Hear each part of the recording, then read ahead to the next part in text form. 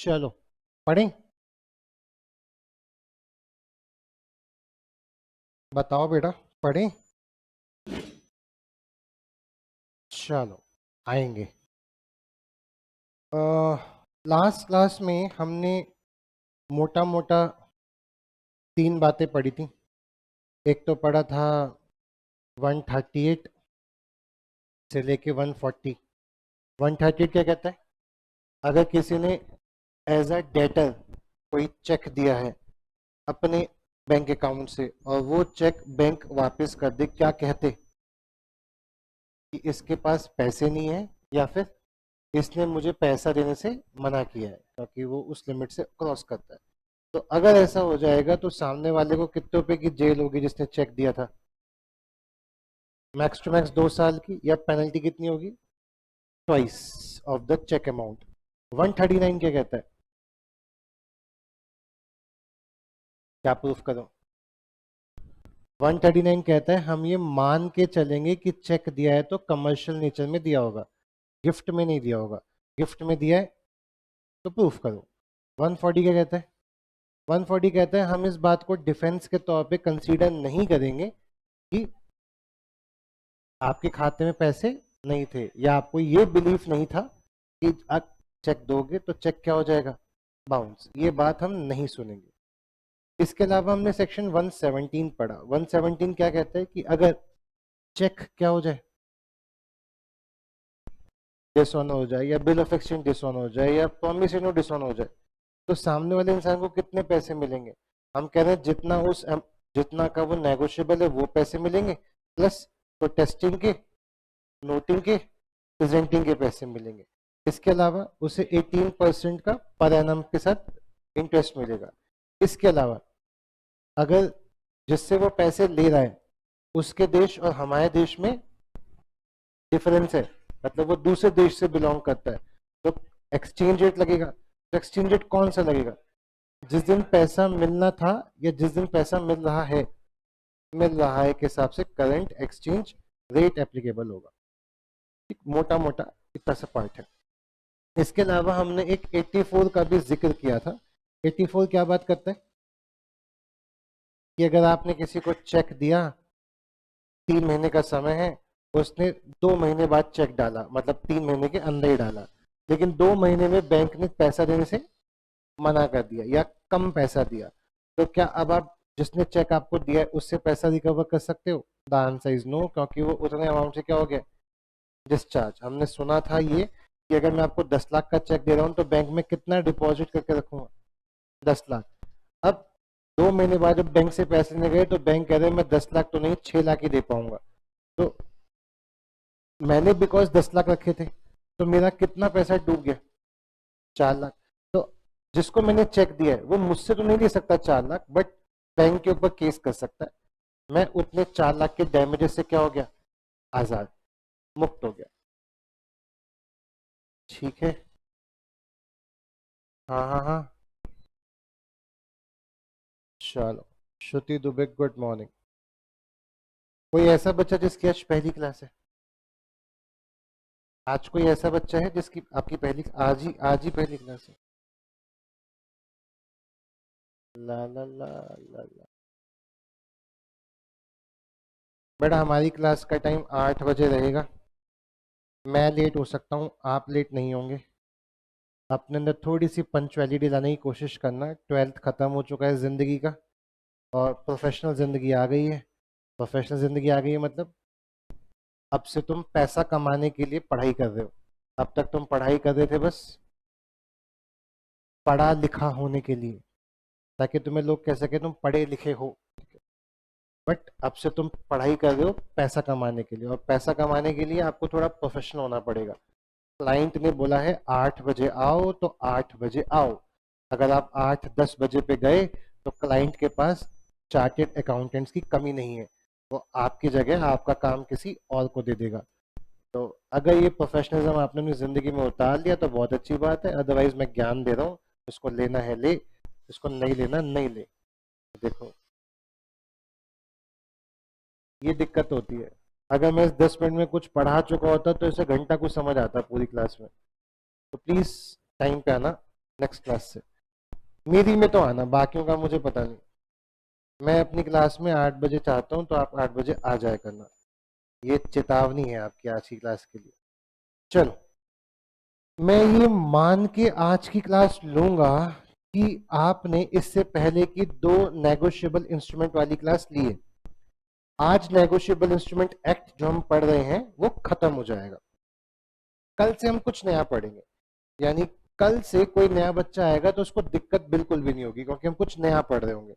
आज बहुत दिक्कत आने वाली है, इसलिए जिन बच्चों की आज डेमो क्लास है, जो आज पहली बार आए हैं, प्लीज थोड़ा ध्यान से सुनना, अदरवाइज हर चीज सर के ऊपर से जाएगी। पढ़े? अरे हाँ, चलो थोड़ा सा डीप कन्वर्सेशन करते हैं। जो बिल ऑफ एक्सचेंज है, जो प्रोमिसरी नोट है, जो चेक है, ये मोटे मोटे तौर पे देखा जाए तो कैसा कैसा हो सकता है? सर, एक इंस्ट्रूमेंट हो सकता है डेट इंस्ट्रूमेंट। डेट इंस्ट्रूमेंट मतलब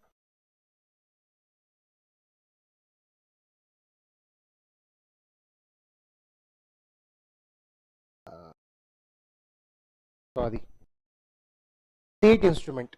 डेट इंस्ट्रूमेंट मतलब साफ साफ बिल ऑफ एक्सचेंज पे या प्रोमिसरी नोट पे लिखा है कि मैं पैसा दूंगा इस पर्टिकुलर डेट पे, मैं पैसा दूंगा इस पर्टिकुलर महीने की इस तारीख को। तो ऐसा वाला जो इंस्ट्रूमेंट है, इसकी पेमेंट कब होती है? सर, जब वो तारीख आ जाती है प्लस थर्ड डे। तो इसकी मैच्योरिटी कौन सी डे हो जाएगी? वो जो डेट आएगी प्लस कौन सा दिन? Third day. तो सपोज अगर मैंने बोला कि मैं आपको पैसा दूंगा 3 अक्टूबर को, तो इसकी मैच्योरिटी डेट क्या आएगी? 3 अक्टूबर प्लस थर्ड डे 4, 5, 6 अक्टूबर। तो 6 अक्टूबर को मुझे क्या करना पड़ेगा? पैसा देना पड़ेगा। अगर कैसा इंस्ट्रूमेंट है? एक इंस्ट्रूमेंट होता है पेबल ऑन डिमांड। हम कब पैसा देंगे आपको? जब आप डिमांड करोगे। तो चेक हमेशा कैसा होता है? Payable on demand. आप जिस दिन बैंक के पास जाके चेक रखते हो और डिमांड करते हो, इस चेक पे जो लिखा है चल बे इतना पैसा दे, तो आपको वो पैसा उसी दिन मिलेगा या बैंक बोलेगा 3 दिन बाद दोबारा आना? उसी दिन मिलेगा। ठीक है, तो ये कौन सा इंस्ट्रूमेंट हो गया? Payable on demand. इसकी पेमेंट कब होगी? जब आप डिमांड करोगे। एक ऐसा ही होता है payable after site, SIGHT। Site का हिंदी मतलब क्या है? देखना। तो मैं पेमेंट कब करूंगा? जब आप मुझे ये कागज दिखाएंगे। अब साइट के साथ साथ ना मैं डेट भी ऐड कर सकता हूं। मैं आपको पेमेंट करूंगा जिस दिन आप मुझे ये कागज दिखाएंगे, उसके 4 दिन बाद। तो 4 दिन कब से एक्शन में आएंगे? जब वो देख लेगा, प्लस 4 दिन। और जब भी डेट वाला इंस्ट्रूमेंट है तो उसमें क्या ऐड होगा? Plus third day. तो अगर मैंने आपसे बोला कि आप मेरे को जिस दिन दिखाएंगे, मैं वहां से 1 महीने बाद पेमेंट करूंगा। कब से? देखने के 1 महीने बाद से। तो आपने मुझे दिखाया फॉर एग्जांपल 4 अक्टूबर को, तो कब पेमेंट करूंगा? 4 नवंबर प्लस 5, 6, 7, 7 नवंबर को आप मुझसे पैसा ले सकते हैं। आई बात समझ? अरे हाँ, हमने कितने टाइप के इंस्ट्रूमेंट अभी मोटे मोटे तौर पे समझे? 3। पहला डेट, पैसा कब लेना? जिस दिन वो डेट आएगी उस प्लस थर्ड डे। अगर मैंने बोला पेबल ऑन डिमांड, जिस दिन डिमांड करोगे उस दिन पैसा दे दूंगा। और अगर इंस्ट्रूमेंट कैसे है? पेबल आफ्टर साइट, साइट के कितने दिन बाद? तो मैंने बोला साइट के 15 दिन बाद। तो अब पहले मुझे काउंट करना पड़ेगा दिखा किस दिन, फिर 15 दिन, फिर थर्ड डे।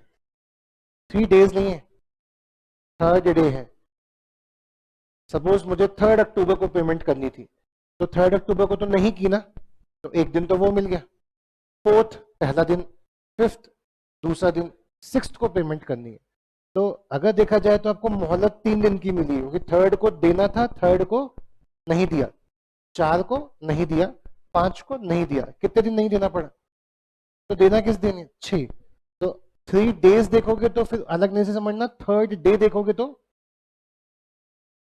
समझ रहे हो क्या वर्ड यूज किया? 3 days, आफ्टर 3 days या 3rd day? 3rd day. But इसमें रिलैक्सेशन कितनी मिल रही है? 3 दिन की, क्योंकि जिस दिन देना था उस दिन देना नहीं पड़ा, अगला दिन, उससे अगला दिन, उससे अगले दिन देना पड़ रहा है।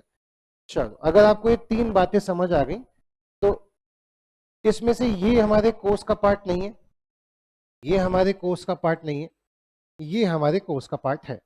यानी हमारे कोर्स में हमें क्या पढ़ना है कि नेगोशिएबल इंस्ट्रूमेंट, अगर साइट वर्ड लिखा है, क्या लिखा है? पेमेंट कब करेंगे?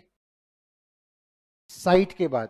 तो उसके बारे में हमें काफी सारे सेक्शन पढ़ने, जो हम पढ़ेंगे। अगर हमारे पास बुक है तो पेज नंबर 161 से, अगर हमारे पास आईसीआई का स्टडी मटेरियल है तो आईसीआई का स्टडी मटेरियल खोल लेना, उसके एंड पेजेस पे होगा। हमें यहाँ पे कौन कौन से सेक्शन पढ़ने?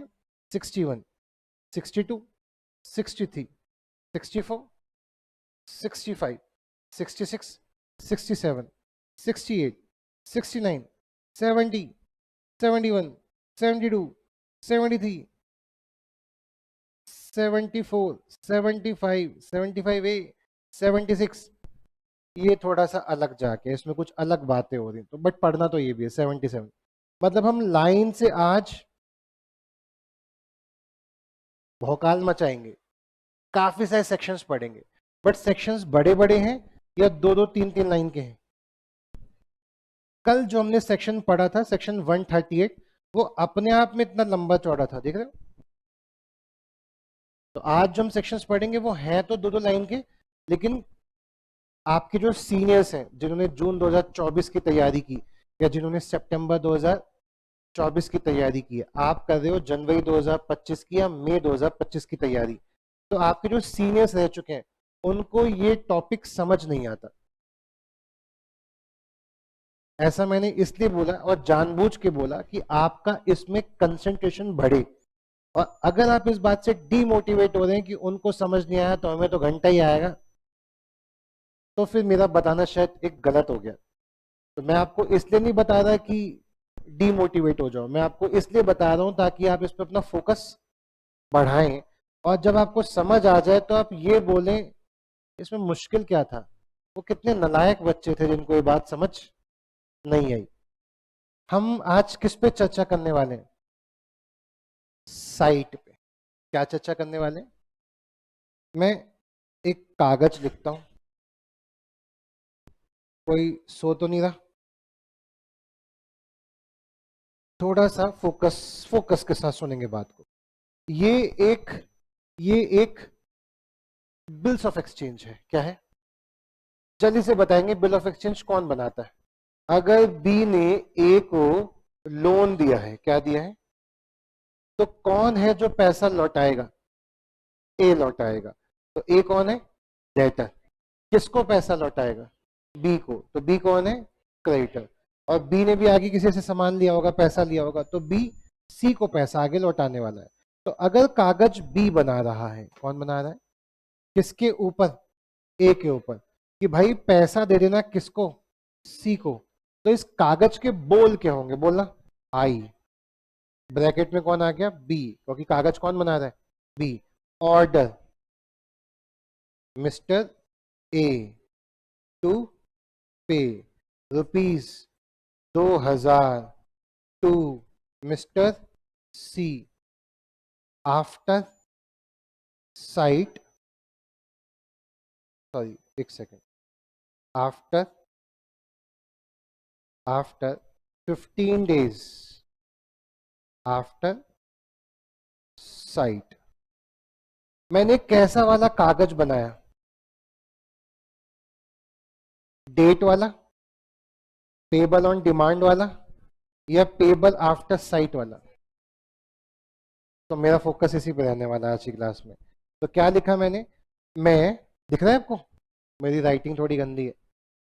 मैं ऑर्डर कर रहा हूं किसको, मिस्टर ए को, यानी बी ऑर्डर कर रहा है किसको, ए को, टू पे कितने रुपए, 2000, किसको, मिस्टर सी को। साइन कर और पैसा किसको दे दे, सी को। तो यहाँ पे बी कौन बन जाता है, ड्रॉअर, यहाँ ए कौन बन जाता है, ड्रॉई, और यहाँ सी कौन बन जाता है, पे। सी वो बंदा है जिसको क्या मिलेगा, पैसा। क्या सी इस कागज को आगे मिस्टर डी को दे सकता है, इसे बोलते हैं एंडोर्समेंट। क्या बोलते हैं, अब वो पैसा किसको मिलेगा, डी को। क्या डी वो कागज आगे ई को ट्रांसफर कर सकता है, हाँ, इसे बोलते हैं सेकंड एंडोर्समेंट। अब पैसा किसको मिलेगा, ई को। ई ने वो आगे दे दिया एफ को, अब पैसा किसको मिलेगा, एफ को। तो वो कागज जिसके पास जाता चला जाएगा, उस इंसान के पास उस कागज पे जो लिखा है उसके राइट्स मिलते चले जाएंगे। हाँ हाँ हाँ, चलो। तो अभी जो कागज बना है उस कागज पे क्या लिखा है, आए, मैं बी ऑर्डर देता हूं किसको, ए को, कि तुम पे कर दो कितने रुपए, 2000, किसको, सी को। कब, 15 दिन के, 15 दिन बाद। कब, कहां से 15 दिन, after sight, after sight. Sign कर दिया बी ने। अब क्या इस कागज के बारे में ए को पता है,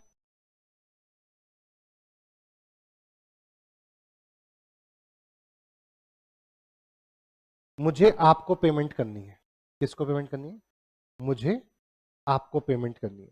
तो आप मेरे ऊपर क्या बनाएंगे, बिल्स ऑफ एक्सचेंज, और आपको किसी और को पेमेंट करनी है। तो आपने कागज पे क्या लिखा, आपने कागज पे क्या लिखा, आपने लिखा ऋषभ, हम तुम्हें ऑर्डर देते हैं कि इतने पैसे उसको दे देना। और आपने एक कागज लिख के उसको दे दिया, उसको, उसको। अब उसकी क्या ड्यूटी बनती है, कि वो कागज लाके मुझे दिखाए, और जिस दिन दिखाएगा उसके बाद 15 दिन बाद प्लस थर्ड डे दोबारा आए पैसा लेने। लेकिन पहले क्या करें, वो 15 दिन कब से शुरू होंगे, देखने के बाद। तो उसकी क्या ड्यूटी बनती है, मुझे दिखाने लाए, तभी तो मुझे समझ आएगा कि आपने मेरे ऊपर क्या लिखा है, बिल्स ऑफ एक्सचेंज। तो बताओ यहां सी की क्या ड्यूटी बनती है, सी आके किसको दिखाए वो कागज, ए तुझे पेमेंट करनी है, और ए इस कागज को जब देख लेगा तो यहां पे साइन कर देगा, ओके सीन एक्सेप्टेड। अब मेरे पास 15 दिन बाद दोबारा आना, एंड 15 दिन बाद का मतलब आपको पता है 15 प्लस थर्ड डे मैच्योरिटी पे आना। तो अब दोबारा आना, अभी तो क्यों आए थे, वो टिक टिक टिक टिक टिक टिक टिक टिक शुरू करने के लिए। अभी तक तो 15 दिन शुरू ही नहीं हुए, 15 दिन शुरू ही कब से होते, जब कागज दिखाने लाते। अरे बोलो हाँ, कागज दिखाओ वहां से 15 दिन शुरू होंगे। तो पहले वो कागज जब तक साइट नहीं होगा तब तक 15 डेज क्या नहीं होंगे, स्टार्ट नहीं होंगे। तो अब यहाँ पे सुना ध्यान से, अब यहाँ पे सी की ड्यूटी क्या बनती है, जल्दी बताएंगे, कि वो ए को एक कागज क्या करे, साइट। ये बात समझ आ गई, अरे हाँ। अब यहाँ क्या क्या सिनेरियो हो सकता है, सी इस कागज को लेके ए के पास आया ही नहीं, इससे क्या होगा, सी इस कागज को लेके ए के पास आया ही नहीं, तो बताओ क्या होगा, क्या ए आजाद, क्या ए को पैसा देने की जरूरत है, जरूरत नहीं है। क्या बी भी आजाद, अब क्या सी बी से और ए से पैसा ले पाएगा, क्यों नहीं ले पाएगा, तुझे कागज दिखाना था फिर पेमेंट लेने आना था, और रीजनेबल टाइम से ऊपर हो गया, 4 साल हो गए तो कागज लेके दिखाने आया ही नहीं भाई साहब। अब 4 साल बहुत बड़ा समय होता है, सॉरी, अब आपको पेमेंट मिल नहीं सकती। वो कागज कागज रहा या वो कागज कुछ भी नहीं है, उस कागज पे कोई अधिकार जनरेट हुआ या वो कागज बकवास है। क्यों बकवास है, तुमने साइट ही नहीं कराया, तुमने दिखाया ही नहीं, इतनी सी बात समझ आई। अरे हाँ, अगला हिस्सा, सी कागज दिखाने के लिए लाया, लेकिन ए उसको उस जगह मिला ही नहीं। ठीक है, कागज पे साइन कर दो, ठक ठक, कागज पे साइन कर दो, ठक ठक, और उस जगह पे ए रहता ही नहीं है। तो ए के पास हम कागज साइन कराने गए थे, बट ए हमें मिला ही नहीं। तो ऐसे केस में बिल ऑफ एक्सचेंज क्या एक्सेप्ट हुआ? और आप पहले से पढ़ चुके हो, अगर एक्सेप्ट नहीं होता तो बिल ऑफ एक्सचेंज डिसऑनर हो जाता है ड्यू टू, को आंसर करना, ड्यू टू नॉन पेमेंट या due to non acceptance. Accept ही नहीं हुआ, पेमेंट तो बहुत दूर की बात है, पहले एक्सेप्ट होगा फिर पेमेंट होगी। तो अभी बिल ऑफ एक्सचेंज डिसऑनर क्यों हो गया? पेमेंट नहीं हुई, एक्सेप्टेंस ही नहीं हुई, और एक्सेप्टेंस नहीं हुई से क्या हुआ? अब क्या सी बी को पकड़ सकता है और पैसे मांगेगा? मतलब एक तरीके से ये कह रहा है, दो तूने मुझे कागज दिया, वो कागज तो नकली है, जो तूने मेरे को 100 रुपए का नोट दिया वो तो नकली है। इसका मतलब वो कह रहा है कि तूने कहा था ए पैसे देगा और ए ने तो साइन किया नहीं। कह रहा साइन क्यों नहीं किया? कह रहा मैं वहां पहुंचा लेकिन वो वहां था ही नहीं, और जब वहां था ही नहीं तो साइन हुआ नहीं, और साइन हुआ नहीं तो मतलब इस कागज पे कोई अधिकार क्रिएट हुआ नहीं, और अधिकार क्रिएट नहीं हुआ तो मैं तो देखो पैसे दिए ना, तू मुझको मेरे सामान लौटा दे, तो मुझको मेरा पैसा लौटा दे। मैं ए के अगेंस्ट तो कुछ भी नहीं कर सकता, क्यों? मैं ए से पैसे कब ले पाता? जब ए यहाँ पे अपना सिग्नेचर करता, और सिग्नेचर तो ए ने किया नहीं क्योंकि वो अपने घर पे मिला नहीं। ये बात समझ पा रहे हो सच्ची मुच्ची? अगर आप ये बात समझ पा रहे हो तो आपको सेक्शन 61 समझ आएगा। सेक्शन 61 क्या कहता है? Bill of exchange. यहाँ पे सिर्फ बिल ऑफ एक्सचेंज क्यों लिखा है? यहाँ पे प्रॉमिसरी नोट नहीं लिखा, चेक नहीं लिखा। गुड श्रुति दुबे, हाँ। यहाँ पे प्रॉमिसरी नोट क्यों नहीं लिखा? क्योंकि प्रॉमिसरी नोट को एक्सेप्टेंस की जरूरत नहीं पड़ती। यहाँ चेक क्यों नहीं लिखा? क्योंकि चेक को भी एक्सेप्टेंस की जरूरत नहीं पड़ती। तो सिर्फ क्या लिखा है? Bills of exchange. ध्यान से पढ़ेंगे। बिल ऑफ एक्सचेंज अगर पेबल कैसा है, अंडरलाइन कर लेना, कैसा है? After site. ठीक है, तो इट मस्ट, अगर वो आफ्टर साइड वाला है तो must be presented to the drawee. Drawee कौन था? अरे ड्रॉई कौन था? ए। तो सी की क्या ड्यूटी बनती है? ई के, ए के सामने प्रेजेंट करे, दिखाए उसको। ठीक है, आगे क्या लिखा है? क्यों दिखाए? ताकि वो एक्सेप्टेंस दे सके। बोलो हाँ, अरे ये सुनो। आगे कौन दिखाएगा कागज? By a person. वो बंदा कागज लेके आएगा जिसके पास एंटाइटलमेंट है, अधिकार का, क्या डिमांड करने का। तो कौन लेके आएगा कागज? कौन? सी। सी ने आगे डी को दे दिया होगा तो डी, डी ने आगे ई को दे दिया होगा तो ई, ई ने आगे एफ को दे दिया होगा तो एफ। मतलब जिसके पास भी वो कागज है वो क्या कराओ? एक्सेप्टेंस कराओ, तब जाके उस कागज पे लिखे हुए अधिकार चालू होंगे, तब जाके तुम 15 दिन बाद पेमेंट ले पाओगे। आगे क्या लिखा है? कब तक? और रीजनेबल का मतलब क्या होता है? ये कोर्ट कंसीडर करता है। रीजनेबल मतलब कोई फिक्स टाइम नहीं है, यानी point to point, fact to fact, कहानी टू कहानी, रीजनेबल सबके लिए अलग अलग हो सकता है। हाँ हाँ हाँ। Next, after it is drawn, जब वो बना उसके बाद कब कब दिखाओगे? कह रहा है बिजनेस आवर्स में दिखाओगे। किस दिन दिखाओगे? बिजनेस डे में दिखाओगे। इसका मतलब अगर आप रात के 2 बजे मेरे घर पे ढम ढम कर रहे हो कि भाई कागज पे साइन कर दे, कागज पे साइन कर दे, तो क्या मैं क्या मानूं? आप मेरे पास कागज लेके आए या नहीं आए? क्यों नहीं आए? कब आना था? बिजनेस आवर्स में। आप दिवाली की छुट्टी वाले दिन आए हो, तो आए या नहीं आए? अरे कुछ तो बोलो। देखो बहुत जल्दी बोल हो जाओगे आप इस बात को सुनते सुनते, क्योंकि इसमें कोई मजा नहीं है। इसमें इसमें कोर लॉ है, कोर लॉ। हाँ, तो आप मेरे पास, और भूल मत जाना मैंने 2 बातें बताई थी आपको। क्या बातें बताई थी? अगर आप कागज लेके आए ही नहीं तो क्या होता है? जो पार्टीज हैं, कौन सी पार्टी? ए और बी आजाद हो गई, इनको पेमेंट करने की जरूरत नहीं है। लेकिन अगर आप कागज लेके आए और कागज मैंने साइन नहीं किया क्योंकि मैं वहां मिला नहीं, तो क्या ये ए और बी पार्टी आजाद हुई? नहीं, ये लायबल है। पर जो कागज है उसकी धज्जियां उड़ गई। वो कागज जो है, वो बिल ऑफ एक्सचेंज जो है, वो क्या हो गया? डिसऑनर हो गया ड्यू टू तो दो अलग चीजें हैं। कागज लेके आए, मैंने साइन नहीं किया, आप कागज ही लेके नहीं आए, तो अलग अलग पॉइंट ऑफ व्यू है। तो अगर आप रात को 2 बजे कागज लेके आए तो उसका क्या मतलब है? आप कागज लेके ही नहीं आए, मतलब हम आजाद। या फिर आप दिवाली वाले दिन लेके आए, तो इसका मतलब भी आप कागज लेके नहीं आए। फिर से मैं बोल रहा हूं, आप कागज लेके आए ही नहीं, तो मतलब डिफॉल्ट ऑफ सच प्रेजेंटमेंट, आपने वो कागज प्रेजेंट किया ही नहीं, तो no party thereto is liable. तो जो भी पार्टीज हैं बिल्स ऑफ एक्सचेंज की, वो लायबल नहीं होगी। Thereon to the person making such default, जिसने डिफॉल्ट किया वो उसको लायबल नहीं होगी, वो इंसान उनसे पेमेंट नहीं ले सकता। If the Joy can not after reasonable search be found, हमने बहुत ढूंढा, हम उस घर पे गए, लेकिन वो हमें उस घर पे नहीं मिला, तो बिल ऑफ एक्सचेंज क्या हो जाएगा?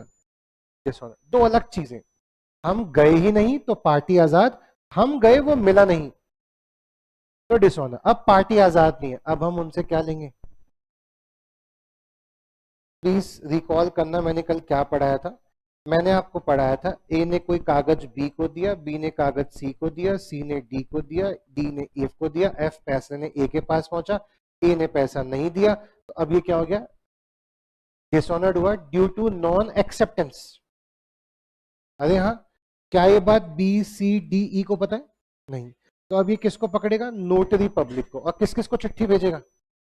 ई को, डी को, बी को। जिसको नहीं भेजी वो आजाद, लेकिन जिसको चिट्ठी भेजी, अब एफ किस किस से पेमेंट ले सकता है? ई से, डी से, बी से। ए से तो ले ही सकता है, सी से क्यों नहीं ले सकता?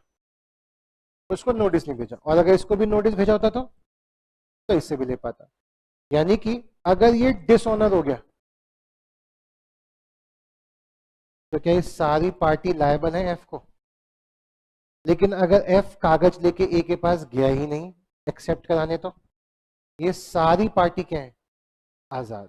किसके लिए? एफ के लिए। इनको एफ को पेमेंट करने की जरूरत, इसका मतलब एफ ने ये शो किया कि मुझे पैसा चाहिए ही नहीं, तभी मैं वो कागज लेके किसके पास नहीं गया? ए के पास नहीं गया। दो अलग अलग पर्सपेक्टिव है, कल पल्ले पड़ रही हैं आपकी बातें? तो मैं सीनियर्स को ये बातें समझ नहीं आती, इसलिए पूछ रहा हूँ, तुम्हें बातें समझ आ रही हैं? मैंने उड़ता तीर लिया है बेटा। मैं नेगोशिएबल इंस्ट्रूमेंट कभी शुरुआत में नहीं पढ़ा था, आपके बैच में पहली बार मैं क्या कर रहा हूँ, मतलब मैं आपको ये जताना, दिखाना, महसूस कराना चाहता हूँ कि लॉ जिनको टफ लगता है, तुमने वो लॉ वहीं से पढ़ना शुरू किया है। तो जिनको जो चीज टफ लगती है, और अगर तुम्हें वो चीज शुरू से ही आती है, तो तुम्हारे लिए लॉ टफ है ही नहीं। ठीक है, आगे बढ़ते हैं। अगर मैंने साफ साफ बोला था कि आप इस कागज को लेके इस पर्टिकुलर प्लेस जाना, अगर ड्रॉई मिलेगा ना, तो ड्रॉई इस पर्टिकुलर प्लेस पे मिलेगा, तो आपको वो कागज कहां जाके प्रेजेंट करना है? मैंने बोला कि ड्रॉई मिलेगा R6/78 राजनगर गाजियाबाद में, तो आपको एक कागज लेके कहां जाना है? R6/78 राजनगर गाजियाबाद में। अगर आप 6/77 चले गए तो मुझे बताओ, प्रेजेंटमेंट में डिफॉल्ट है या बिल ऑफ एक्सचेंज डिसऑनर्ड है? क्योंकि मैंने कहा था इस जगह जाना और आप किसी और जगह चले गए। तो अगर मैंने साफ साफ बोला है कि आप प्रेजेंट करेंगे पर्टिकुलर प्लेस पे, at that place, and if at the due date of presentment he can not after reasonable search be found, तो बिल ऑफ एक्सचेंज क्या हो जाएगा? मैं उसी जगह गया जहां आपने बोला, लेकिन वो मुझे मिला ही नहीं, तो बिल ऑफ एक्सचेंज क्या हो जाएगा? डिसऑनर। और डिसऑनर होने पे क्या होता है? बी सी डी ई ए सब लायबल हो जाते हैं, किसके लिए? मतलब एफ इनमें से किसी भी पैसा दे सकता है। समझे? अरे हाँ। अच्छा, कागज प्रेजेंट कैसे करेंगे? क्या खुद लेके जाएं? मैं ए के पास खुद जाऊं क्या फिजिकली कि भाई एक्सेप्ट कर दे, या मैं चिट्ठी भी भेज सकता हूं? तो क्या लिखा है? Where authorised by agreement. Agreement में अगर इस बात की अथॉरिटी मिली हुई है, एग्रीमेंट में लिखा है, या फिर यूसेज है, यूसेज मतलब कस्टम। और आपको पता है कस्टम क्या लॉ है? पहली क्लास से आ रहे हो तो क्या कस्टम भी लॉ है? क्या यूसेज प्रथा भी एक लॉ है? कब तक है लॉ? जब तक कोर्ट जजमेंट नहीं है, जब तक लॉ नहीं है। तो प्रथा भी क्या है? लॉ। तो कह रहा है या तो एग्रीमेंट में लिख के लॉ मिल गया हो या फिर प्रथा हो। कि प्रेजेंटमेंट कैसे कर सकते हैं? Post office by means of registered letter तो सफिशिएंट है। अगर आपने R6/78 पे रजिस्टर्ड पोस्ट भेजी, लेकिन रजिस्टर्ड पोस्ट ने फिर आपको रिप्लाई किया भाई साहब इस पते पे तो ये बंदा है ही नहीं, तो क्या बिल ऑफ एक्सचेंज डिसऑनर हो गया? क्योंकि हमने बोला था उस जगह मिलेगा और रजिस्टर्ड पोस्ट वाले क्या बोल रहे हैं उसने चिट्ठी ली ही नहीं। तो हम क्या मान के चलेंगे? हमने प्रेजेंट किया लेकिन वो मिला नहीं और इस वजह से बिल ऑफ एक्सचेंज क्या हो गया? Dishonour due to non acceptance या due to non payment. Oh my god, आपको सेक्शन 61 अभी अभी समझ आ गया, एक सेक्शन समझ लिया हमने। अगर आपको ये सब बातें समझ आ रही है, अगर आपको ये सब बातें समझ आ गई तो ऐसी की तैसी, अब तो कुछ बचा ही नहीं। देखो यहाँ पे क्या कहता है, देखो देखो देखो, अब तो कुछ बचा ही नहीं। आप सेक्शन 65 अपने आप समझ आ गया आपको। सेक्शन 65 क्या कहता है, चेक करना। प्रेजेंटमेंट कब करना है, और अगर चेक दे दोगे जाके बैंक को तो कब? ठीक है, लेकिन यहां पे वर्ड आ गया प्रेजेंटमेंट फॉर पेमेंट, क्योंकि बैंक एक्सेप्ट नहीं करता लेकिन बैंक क्या करता है? पेमेंट करता है। अरे बोलो हाँ। तो बिल ऑफ एक्सचेंज में पहले आप एक्सेप्टेंस करवाएंगे, फिर आप दोबारा करवाएंगे पेमेंट लेने। जैसे मैं बोलूं मैं इस चेक की पेमेंट करूंगा जब तुम प्रेजेंट करोगे, जब तुम मेरे पास लेके आओगे, या मैं बोल रहा हूं मैं इस बिल ऑफ एक्सचेंज की पेमेंट करूंगा जब तुम लेके आओगे, दिखाओगे। मैं इस प्रॉमिसरी नोट की पेमेंट करूंगा जब तुम ये कागज लेके आओगे। तो वहां पे एक्सेप्टेंस की जरूरत थोड़ी ना, वहां पे किसकी जरूरत है? तो मैंने पेमेंट के लिए टाइम रख दिया कि पेमेंट कब करूंगा? जिस दिन लेके आओगे। मुझे तुम्हारी शक्लें अजीब सी लगी तो मैं इस बात को जो बोल रहा हूँ कागज पे लिख देता हूँ। अब मैं बना रहा हूं बेटा प्रॉमिसरी नोट। प्रॉमिसरी नोट कौन बनाता है? बी ने ए को सामान बेचा, तो ए कौन है? डेटर। बी कौन है? क्रेडिटर। अब ए को क्या वापस करना है? पैसा। तो प्रॉमिसरी नोट कौन बनाता है? ए बनाता है। तो ए क्या लिख रहा है? आई।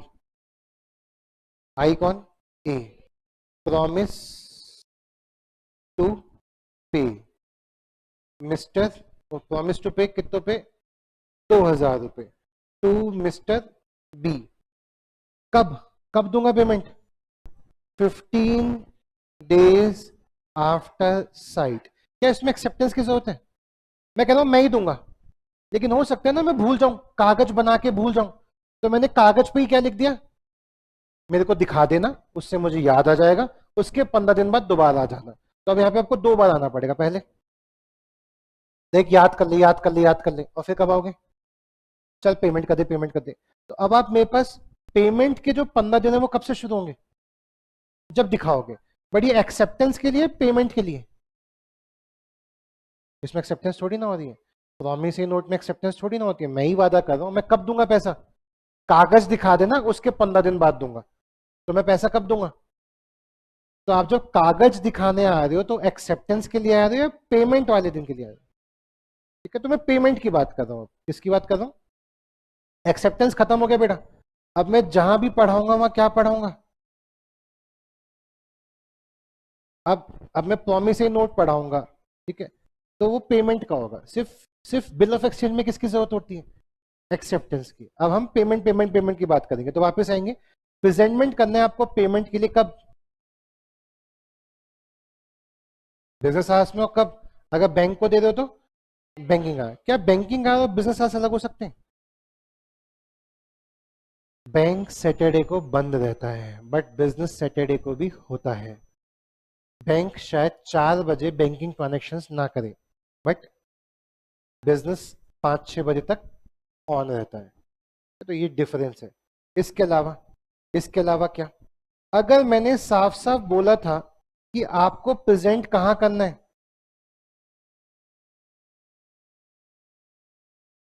पर्टिकुलर प्लेस पे, तो आप कागज लेके कहां आएंगे? अरे कहां? अगर मैंने स्पेसिफिकली कोई प्लेस नहीं लिखी, नो एक्सक्लूसिव प्लेस, तो कहां ढूंढेंगे मुझे? सुन पा रहे हो? मैं तुम्हें पैसा दूंगा जब कागज दिखा दोगे उसके 15 दिन बाद। एक्सेप्टेंस के लिए नहीं बोल रहा, किसके लिए बोला हूं? पेमेंट के लिए शुरू होता है 15 दिन। अब आप, मैंने ये नहीं बोला मैं कहां मिलूंगा, कहां ढूंढोगे मुझे? मैंने कागज पे लिखा कि मुझे आज 6/7 राजनगर गाजियाबाद में मिलो। मैंने क्या बोला? मुझे कागज दिखा देना, मैं 15 दिन बाद पेमेंट कर दूंगा। तो कहां दिखाओगे मुझे कागज? तो लॉ कहता है कि कोई एक्सक्लूसिव प्लेस नहीं लिखी, तो आप मुझे कागज दिखाओगे मेरे प्लेस ऑफ बिजनेस पे, अगर मैं कहीं पे किसी जगह पे बैठ के बिजनेस करता हूं, या फिर कहा यूजुअल रेसिडेंस पे। मैं आपको एक कागज दे रहा हूं, तो आप मुझे कहां ढूंढोगे? या तो मेरे ऑफिस के पते पर या मेरे घर के पते पर। अगर मैं इन दोनों जगह नहीं मिला तो क्या मान के चलोगे? Bill of exchange, promissory note क्या हो गया? डिसऑनर हो गया ड्यू टू नॉन एक्सेप्टेंस या due to non payment. Payment का जब वक्त आया तो ये बंदा पैसे नहीं दे रहा, मिला ही नहीं हमें वहां पे, इसका मतलब पैसे नहीं दे रहा। नेक्स्ट, अगर आपको मेरा घर का पता नहीं पता, बिजनेस का पता नहीं पता, क्या आपको मेरे घर का पता पता है? नहीं। मैं कहां से बिजनेस करता हूं पता है आपको? मैं यहां आके सर्विस देता हूं, मेरा बिजनेस एड्रेस कोई और होगा। मैं एक डॉक्टर की तरह हूं, मेरा खुद का क्लिनिक है, लेकिन मैं बड़े बड़े हॉस्पिटल्स में जाके ओपीडी का काम करता हूँ। मतलब 2 घंटे में यहाँ पढ़ाने आया, मैं दोबारा अपने घर चले जाऊंगा, मतलब दोबारा अपने बिजनेस ऑफिस में जाके बैठ जाऊंगा। फिर कोई बोलेगा हमें पढ़ाने के लिए आ जाओ, मैं उसके यहाँ चला जाऊंगा। तो ये क्लाइंट प्लेस है मेरे लिए। कैसी प्लेस है? मैं क्लाइंट की जगह पे आके सर्विसेज दे रहा हूँ। समझ रहे हो आप इस बात को?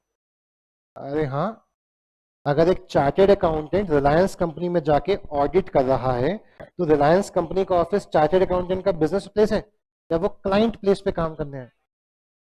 तो मैं जब यहाँ खड़ा हूं तो एक क्लाइंट प्लेस है।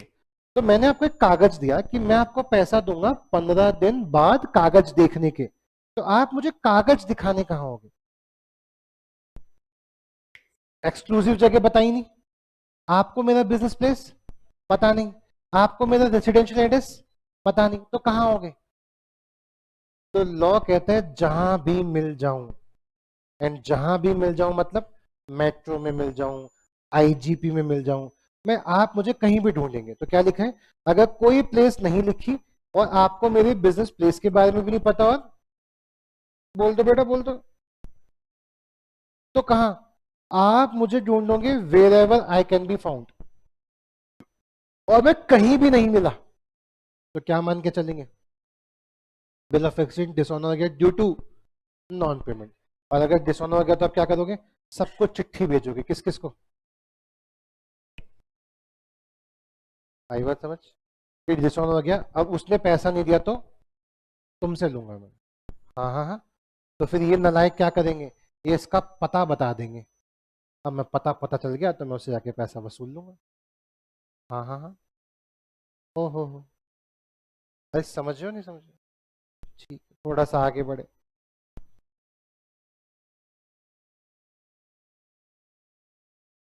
एक छोटा सा पॉइंट, जब आप जब आप जब आप जब आप जब आप जब आप कागज लेके जाओगे ये कहते हुए कि भाई साहब इस बिल ऑफ एक्सचेंज को क्या कर दो, तो आप 48 आवर्स से ऊपर नहीं दोगे ड्रॉई को साइन करने के लिए। और 48 आवर्स में हमने कौन से दिन हटा दिए? Public holiday. सपोज आपने मुझे बिल ऑफ एक्सचेंज आज दिया, आज है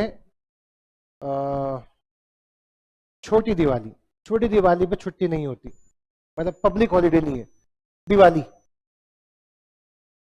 क्या दिन काउंट होगा आज का दिवाली वाला? नहीं। दिवाली के नेक्स्ट डे छुट्टी होती है गोवर्धन की, उससे नेक्स्ट डे छुट्टी होती है भैया दूज की, उसके बाद जो दिन आएगा वो होगा 24 घंटे, उसके बाद जो दिन आएगा वो होगा अगले 24 घंटे। इस टाइम पीरियड में मुझे एक्सेप्ट करके देना है। अगर मैंने उससे ज्यादा समय लगा दिया तो लॉ क्या कहता है? हम मानेंगे बिल ऑफ एक्सचेंज से आजाद हो गए कौन कौन से लोग? Prior parties. तो क्या कह गए? मैं एक इमेज बनाता हूं ताकि आपको उससे एक आइडिया लगे। ए ने एक कागज बी के ऊपर ड्रॉ किया और कहा किसको पैसे दे देना, तो सी की क्या ड्यूटी बनती है? ये कागज किससे साइन करा ले? हुआ क्या होगा, सी ने ए को कोई सामान दिया होगा, ए ने बी को सामान दिया होगा, तो ए ने बी से बोल दिया भाई इस सामान का पैसा मुझे ना देके किसको दे देना, सी को। अब सी की क्या ड्यूटी बनती है? अरे बोलो, कि वो बी से साइन कराए। अगर बी से साइन कराने तो कब तक कराए? जिस दिन कागज दिया उसके 48 घंटे के अंदर साइन करके उसको दे देना चाहिए। अगर इसने 40 आवर्स से ऊपर लगा दिए तो आप ऐसा मानो कि जो जो जो सी है वो ऐसा मान सकता है कि बिल्स ऑफ एक्सचेंज डिसऑनर हो गया ड्यू टू नॉन एक्सेप्टेंस। और की एक्सेप्टेंस कब तक आनी है? कागज देने के 48 घंटे के अंदर अंदर। 48 घंटे मतलब 2 दिन। अगर 2 दिन के अंदर कागज साइन होकर नहीं आया तो क्या मान लो, सी डिसऑनर। लेकिन अगर सी कह रहे कोई बात नहीं यार, तू ले ले 24 घंटे और ले ले, और 72 घंटे बाद सी ने वो कागज ले लिया एक्सेप्ट करके, तो अब ऐसा मान के चलो इस कॉन्ट्रैक्ट से ए डिस्चार्ज हो गया, ए आजाद हो गया। यानी अगर सी, ये तो एक्सेप्टेंस की बात है ना, अब सी दोबारा पेमेंट लेने के लिए जाएगा और बी ने अगर पेमेंट नहीं की तो अब सी तुम ए के पीछे नहीं पड़ सकते, क्योंकि तुमने उसको कितने दिन का समय दे दिया था? 48 घंटे से ज्यादा का। तुम दे रहे हो तो तुम अपना मामला देखो, तुम मुझे परेशान नहीं करो। तो वो ए को परेशान कब कर सकता है? जब 48 घंटे के अंदर साइन होके मिल गया, फिर वो पेमेंट लेने जाएगा। पेमेंट में अगर बी ने मना कर दिया तो अब वो ए से पैसा ले सकता है। लेकिन अगर 48 घंटे से ऊपर के बाद भी कागज ले रहे हो तो अब तुम अपना रिस्क उसके साथ देखो, अब तुम मुझे परेशान नहीं कर सकते। ये कुछ ऐसा सा हो गया। मैंने आपको फटा हुआ नोट दिया, क्या आप फटा हुआ नोट लेने से मना कर सकते हो? जैसे मैं फटा हुआ नोट नहीं लूंगा। लेकिन अगर आपने ले लिया और आगे किसी को दिया, उसने बोला ये तो फटा नोट है, क्या आप लेके मेरे पास वापस आओगे? नहीं। क्यों? मना करना था तो कब करता? उसके बाद मैं लायबल नहीं हूं। तो सेम बात यहां, अगर वो 48 घंटे के बाद साइन कर रहा है तो मना कर दो, नहीं चाहिए मुझे, क्योंकि अगर मैंने ले लिया तो कौन आजाद हो जाएगा?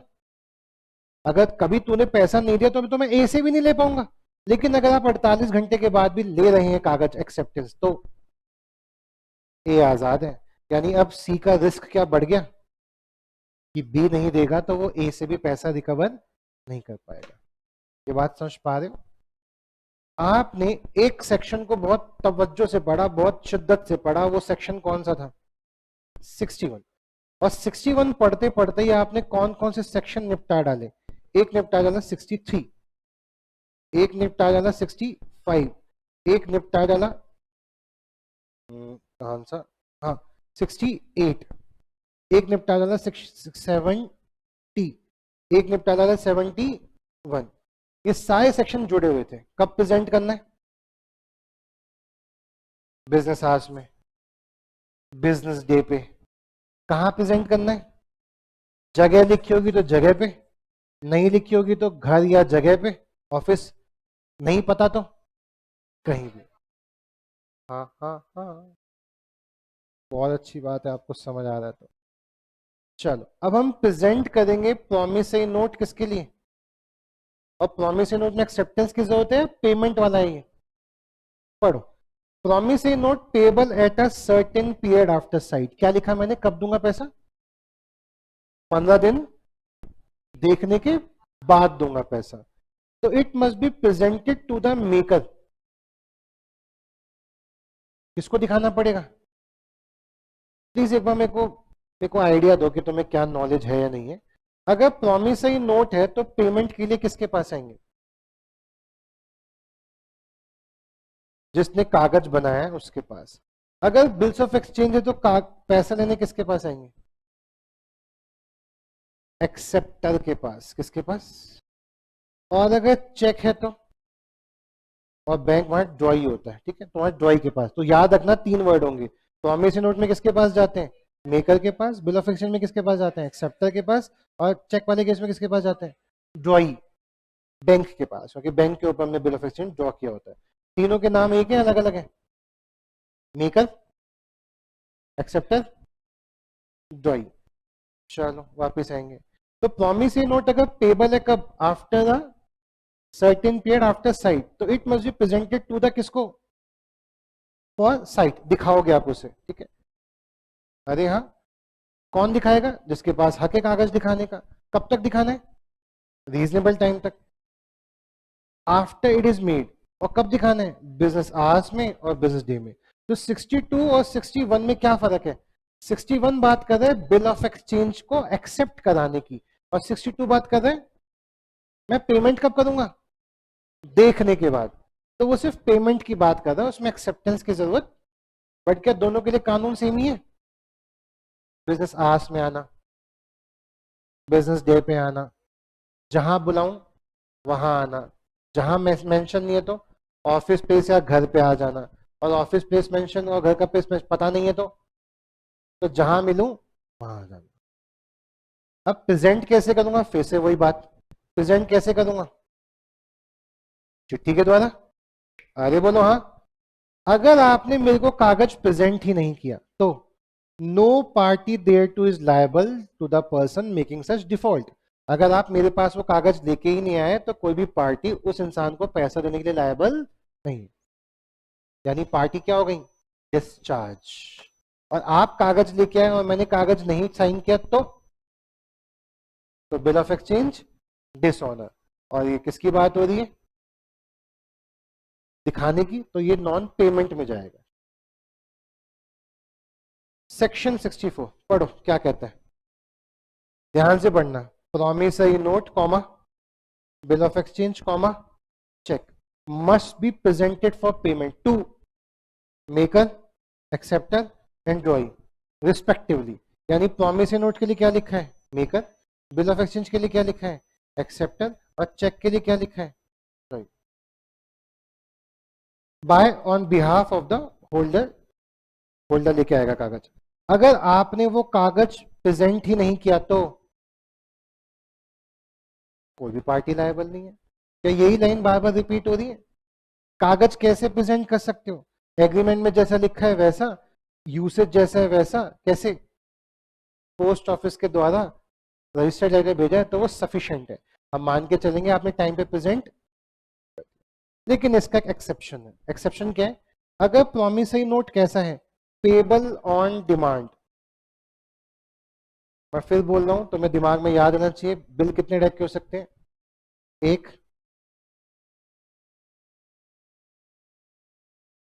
ये कोर्स का पार्ट है नहीं बट घुस गया, कह रहे पेमेंट कब करूंगा, जब तू डिमांड करेगा। प्रॉमिसरी नोट कैसा है, पेमेंट कब करूंगा, जब तू डिमांड करेगा। अब वो बंदा पैसे मांगने आ गया, चल पैसे दे, कह रहा तूने मुझे पहले साइट नहीं कराया। भाई साइट वाला है ही नहीं, कैसा वाला बिल है, वो कह रहा है पहले उन्हें कागज दिखाना चाहिए था फिर मैं पेमेंट करूंगा कुछ दिनों बाद। भाई ये साइट वाला कागज है ही नहीं, तो जब डिमांड करूंगा उसी समय पैसा देना पड़ेगा। तो क्या लिखा है ऊपर में, क्या बोला, पहले आपको प्रेजेंट करना पड़ेगा अगर साइट वाला है। तो इसका एक्सेप्शन क्या है, अगर प्रॉमिस नोट कैसा है, तो it is not payable at specific place, तो आपको स्पेसिफिक प्लेस पे जाने की जरूरत नहीं है, और नो प्रेजेंटमेंट की जरूरत नहीं है, मतलब प्रेजेंट करने की जरूरत नहीं है, सीधे जाओ और क्या बोलो, चल पैसा दे। अब इतनी सी बात पे मैं चाहता हूं आप एक क्वेश्चन पढ़े और क्वेश्चन पढ़ के मोटिवेट हो कि कैसा क्वेश्चन आ सकता है। एक बार सब बच्चे पढ़ेंगे क्वेश्चन नंबर 6, सब पढ़ो, दिख रहा है क्वेश्चन, फुल स्क्रीन करना सर, पढ़ो। सचिन बॉट कर रहा है, खरीद रहा है,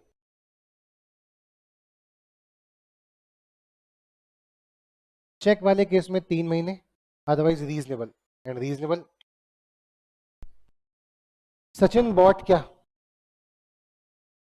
1000 किलो राइस, किससे, कितने रुपए के, 3 मंथ के क्रेडिट पे। फॉर दिस पर्पस सचिन ने क्या इशू किया, क्या कहते हुए कि आज इशू कर रहा हूं, आज से एग्जैक्ट 3 महीने बाद मुझसे पैसा ले लेना। On the date of maturity promissory note क्या हो गया, डिसऑनर। सौरभ ने फाइल कर दिया recovery for the amount plus fees of the advocate paid by him defending the suit. तो बताओ क्या वो अमाउंट और फीस दोनों ले सकता है? अरे हाँ है ना। कौन सा सेक्शन? 117। ये कल का क्वेश्चन है ये। अरे हाँ है ना। 7 पढ़ना। ए ने क्या परचेज की? वॉच। किससे? तो he issued a promissory note to B which was payable on, promissory note payable on demand, but no specific place for payment was mentioned on it. मैंने ये नहीं लिखा था किस जगह आना, कुछ नहीं लिखा। On maturity he did not present the promissory note, बाकी तूने मुझे कोई जगह नहीं बताई, तो मैं किसी जगह कागज प्रेजेंट करने नहीं गया। अब तो तेरी खुद की ड्यूटी है, तू पेमेंट करने आया, क्योंकि तूने क्या बोला था भाई, जब आप डिमांड करोगे बंदा आपको पैसा देने के लिए हाजिर हो जाएगा। जगह लिखी नहीं थी, जगह लिखी नहीं थी तो वो कहीं गया नहीं।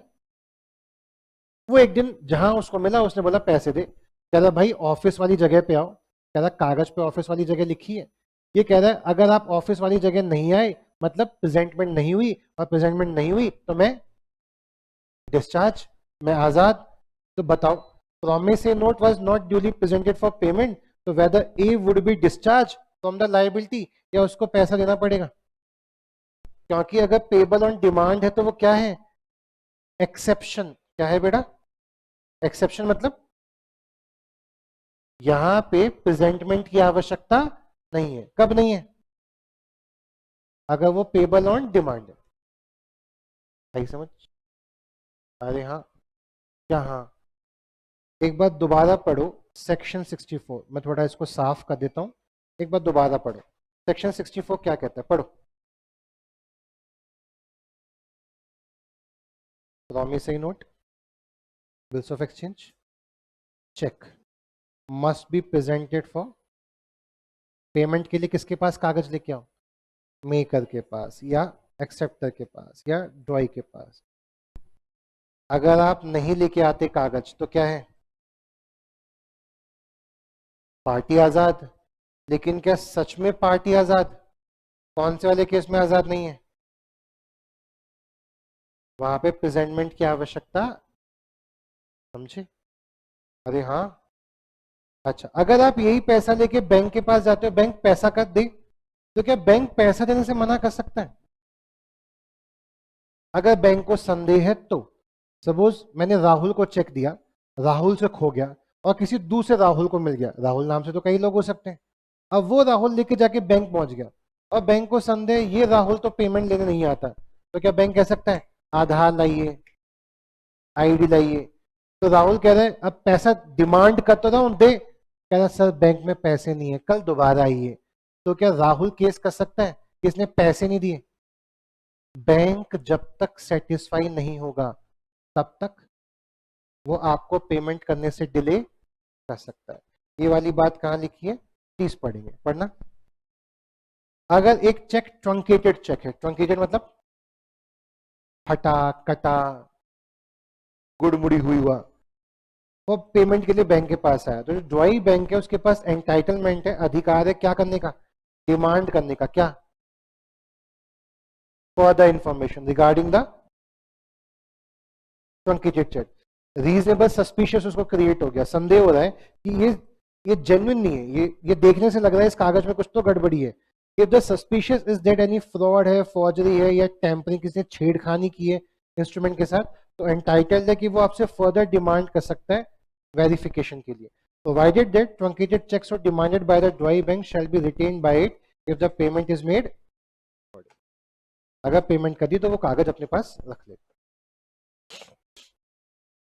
Next next next next presentment for payment of instrument payable after sight. पैसा कब दूंगा? कागज देखने के बाद। तो promissory note, bill of exchange made payable at a specific period after date और after site must be presented for at maturity. तो कब पैसा लेने आना? साइट तो हो गया, अब 15 दिन बाद प्लस थर्ड डे, और अगर पेमेंट होनी है कैसे, मैंने आपसे बोला पहली इंस्टॉलमेंट दूंगा मैं 2 तारीख को, दूसरी इंस्टॉलमेंट दूंगा मैं 16 तारीख को, तीसरी इंस्टॉलमेंट दूंगा मैं 22 तारीख को। तो 2 तारीख वाला पैसा लेने कब आओगे? डेट में हमेशा क्या जुड़ जाता है? Third day. 3, 4, 5। 16 वाला पैसा कब लेने आओगे? 17, 18, 19। और 22 वाला पैसा कब लेने आओगे?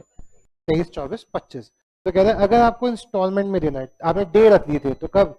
जो भी वो इंस्टॉलमेंट की डेट आएगी प्लस 3 डेज, नहीं थर्ड डे। इसके अलावा ये सब तो आप पढ़ ही चुके हो। अरे हाँ, next, presentment of cheque to charge any other person. अगर आप चेक को बैंक में दे रहे हो तो आपको बैंक कब तक जमा करना है? रीजनेबल टाइम तक। और बैंक चेक के लिए रीजनेबल टाइम क्या होता है? 3 महीने। Presentment of instrument payable on तो negotiable instrument payable on demand must be presented for payment within after it is received by the holder. तो ये वाला सेक्शन सिर्फ किसके लिए डिनोट हो गया?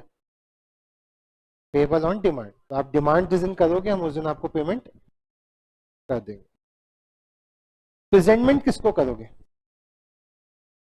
एक्सेप्टेंस या पेमेंट के लिए। ए ने कोई कागज दे दिया बी को कि भाई पैसा लेने आ जाइयो इस दिन, तो बी उस कागज को लेके आ रहा है ए के पास, चल भाई तूने कहा था इस दिन, मैं कागज लेके आ गया। तो वो बी वो कागज किसको दिखाए? ए जिंदा है तो ए को, ए मर गया तो ए के लीगल हेयर को, क्योंकि एज पर हिंदू लॉ पापा की जो संपत्ति है वो लीगल हेयर को चली जाती है। तो जो पैसा पापा को देना होगा वो अब कौन देगा? Legal heir. अगर ए मर गया तो ए के लीगल हेयर को आप ए को ही दें या ए के एजेंट को भी दे सकते हैं। आपको कोई पैसा आशीष काला सर से लेना है तो आशीष काला सर को ही कागज दो, या आईजीपी आके निशा मैम पूनम मैम को भी कागज दे सकते हो। निशा मैम को कोई कागज दे दिया मतलब आशीष काला सर को दे दिया, मतलब क्योंकि निशा मैम कौन है? एजेंट। किसकी? आशीष काला सर की। तो आप एजेंट को दे दोगे तो भी क्या मान के चलेंगे? भाई मेरे को आपके घर पे आप नहीं मिले, आप ऑफिस गए हुए थे, तो आपके घर पे आपकी वाइफ मिल गई, आपकी मम्मी मिल गई, और मैंने वो कागज आपकी मम्मी को दे दिया। इसका मतलब क्या है? कि हमने आपको कागज प्रेजेंट कर दिया। ठीक है। और अगर आप इंसॉल्वेंट हो गए, तो जब कोई बंदा इंसॉल्वेंट होता है तो कोर्ट उसके लिए अपॉइंट करता है ऑफिशियल रिसीवर। ऑफिशियल रिसीवर मतलब जो उसकी सारी प्रॉपर्टी बेच के उसकी लायबिलिटी की क्या करेगा? पेमेंट करेगा। तो ऐसे केस में आपको पैसा किससे लेना है? बंदे से। बंदा क्या हो गया? इंसॉल्वेंट। तो बंदे के जितनी भी एसेट्स होंगी, जितनी भी लायबिलिटी होंगी, किसके पास चली गई? ओआर के पास। तो अब आप पैसा किससे मांगोगे? ऑफिशियल रिसीवर से, ना कि उस बंदे से जो क्या हो गया? अब उस बंदे का जितना भी लेन देन है सब कौन देख रहा है? ओआर देख रहा है। तो 3 केस बोले मैंने। पहला, वो जिंदा है तो उसको दे दो कागज, वो मर गया तो लीगल है को दे दो, वो जिंदा है आपके हाथ नहीं आ रहा, एजेंट को दे दो, वो इंसॉल्वेंट हो गया। ये बात लिखिए सेक्शन 75 में। पढ़ो सेक्शन 75 क्या कहता है।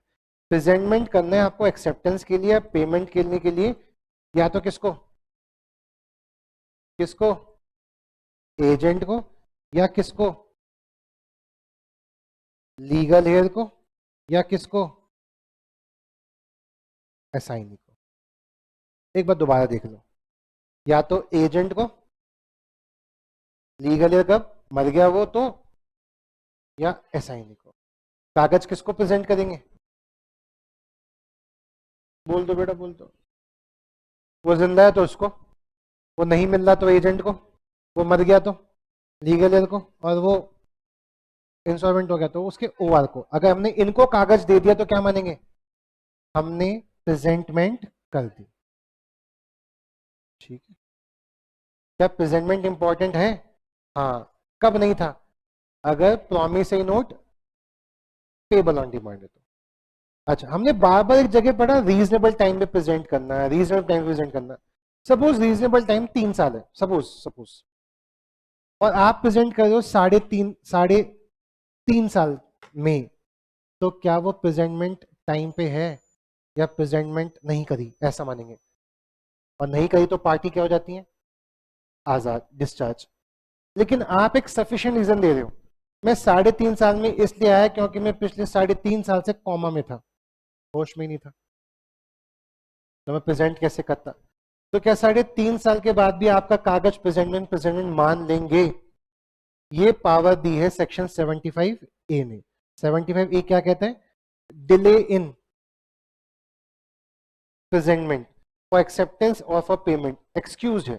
अगर आप डिले कर रहे हो तो माफी है इस चीज की, माफ हो आप किस चीज के लिए, डिले के लिए। अगर आप क्या दे देते हो, एक रीजन कि भैया जो सर्कमस्टेंस थे वो beyond the control of holder थे, मैं मेरी औकात के बाहर था, मैं नेचुरल क्लाइमिटी में फंस गया कहीं, बाढ़ आ गई और 2 साल तक मुझे उस बाढ़ से उबरने का मौका नहीं मिला, इसलिए मैं लेट हो गया। आपका जो डिफॉल्ट है वो आपके कंट्रोल में नहीं था, आपका मिसकंडक्ट नहीं है, आपकी लापरवाही नहीं है, वो तो इसलिए हुआ क्योंकि वो आपके कंट्रोल से बाहर था। तो अगर ऐसा होगा तो प्रेजेंटमेंट कब हो सकता है, रीजनेबल टाइम के बाद भी, और ऐसा नहीं है तो कब तक, रीजनेबल टाइम के अंदर। तो हमने कहां से कहां तक के सेक्शंस पढ़े, अरे कहां से कहां तक के, 61 से लेके 75A तक। मैं आपको मौका देना चाहता हूं, आप अपनी जिंदगी के 5 मिनट यूज कीजिए और सारे सेक्शन अभी खुद से पढ़िए, और जो समझना है आप मुझसे पूछेंगे भी, लेकिन आप 5 मिनट लगा रहे हैं पढ़ने के लिए।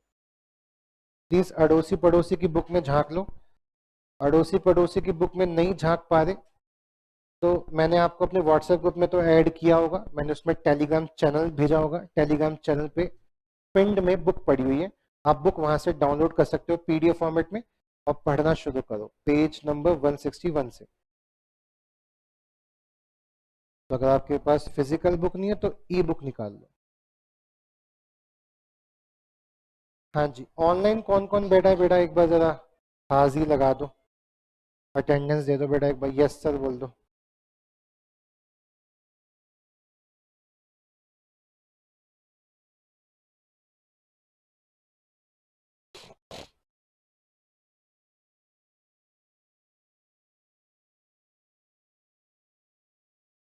बातें नहीं करेंगे, पढ़ेंगे बस।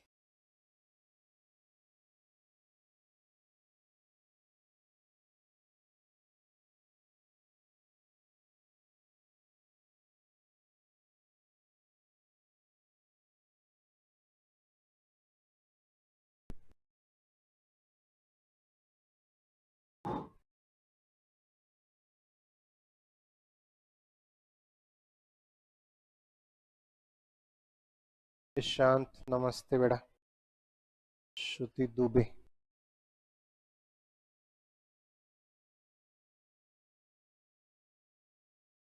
जशनप्रीत कौर, ओके।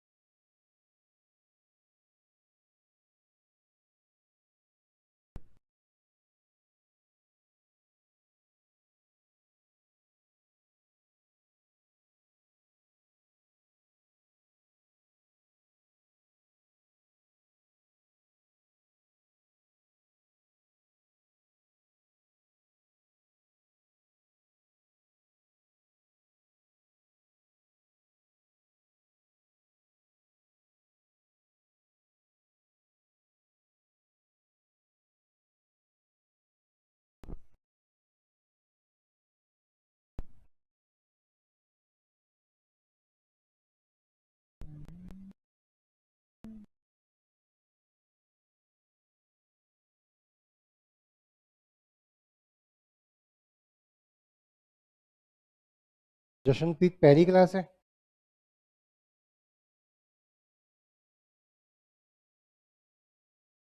इससे पहले कोई अटेम्प्ट दे रखा है।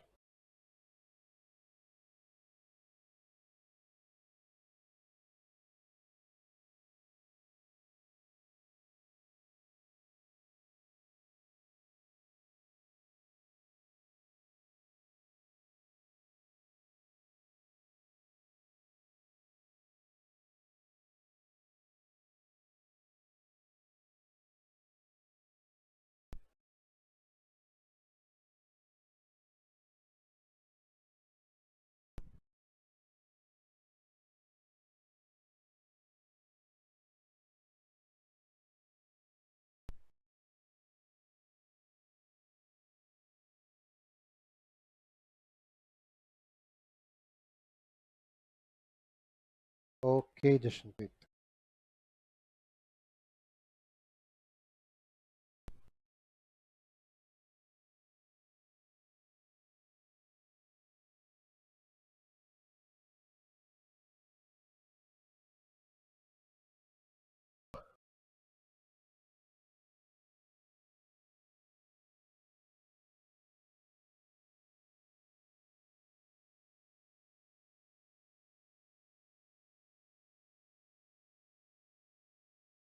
Ignorance of law is no excuse.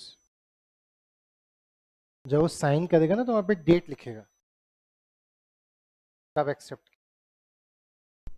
आपके पास चिट्ठी आई है कोई ऐसी जिसपे जिसने आप पे साइन कराए हो?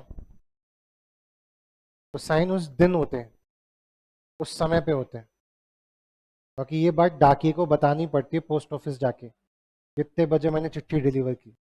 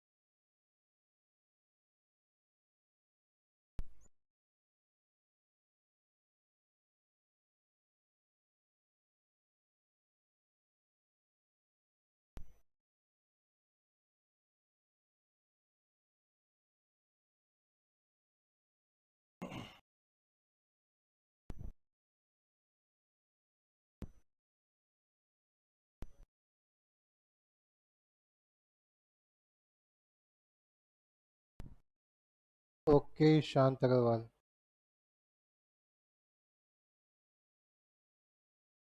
किसी को सेक्शन 72 पढ़ के समझ आया?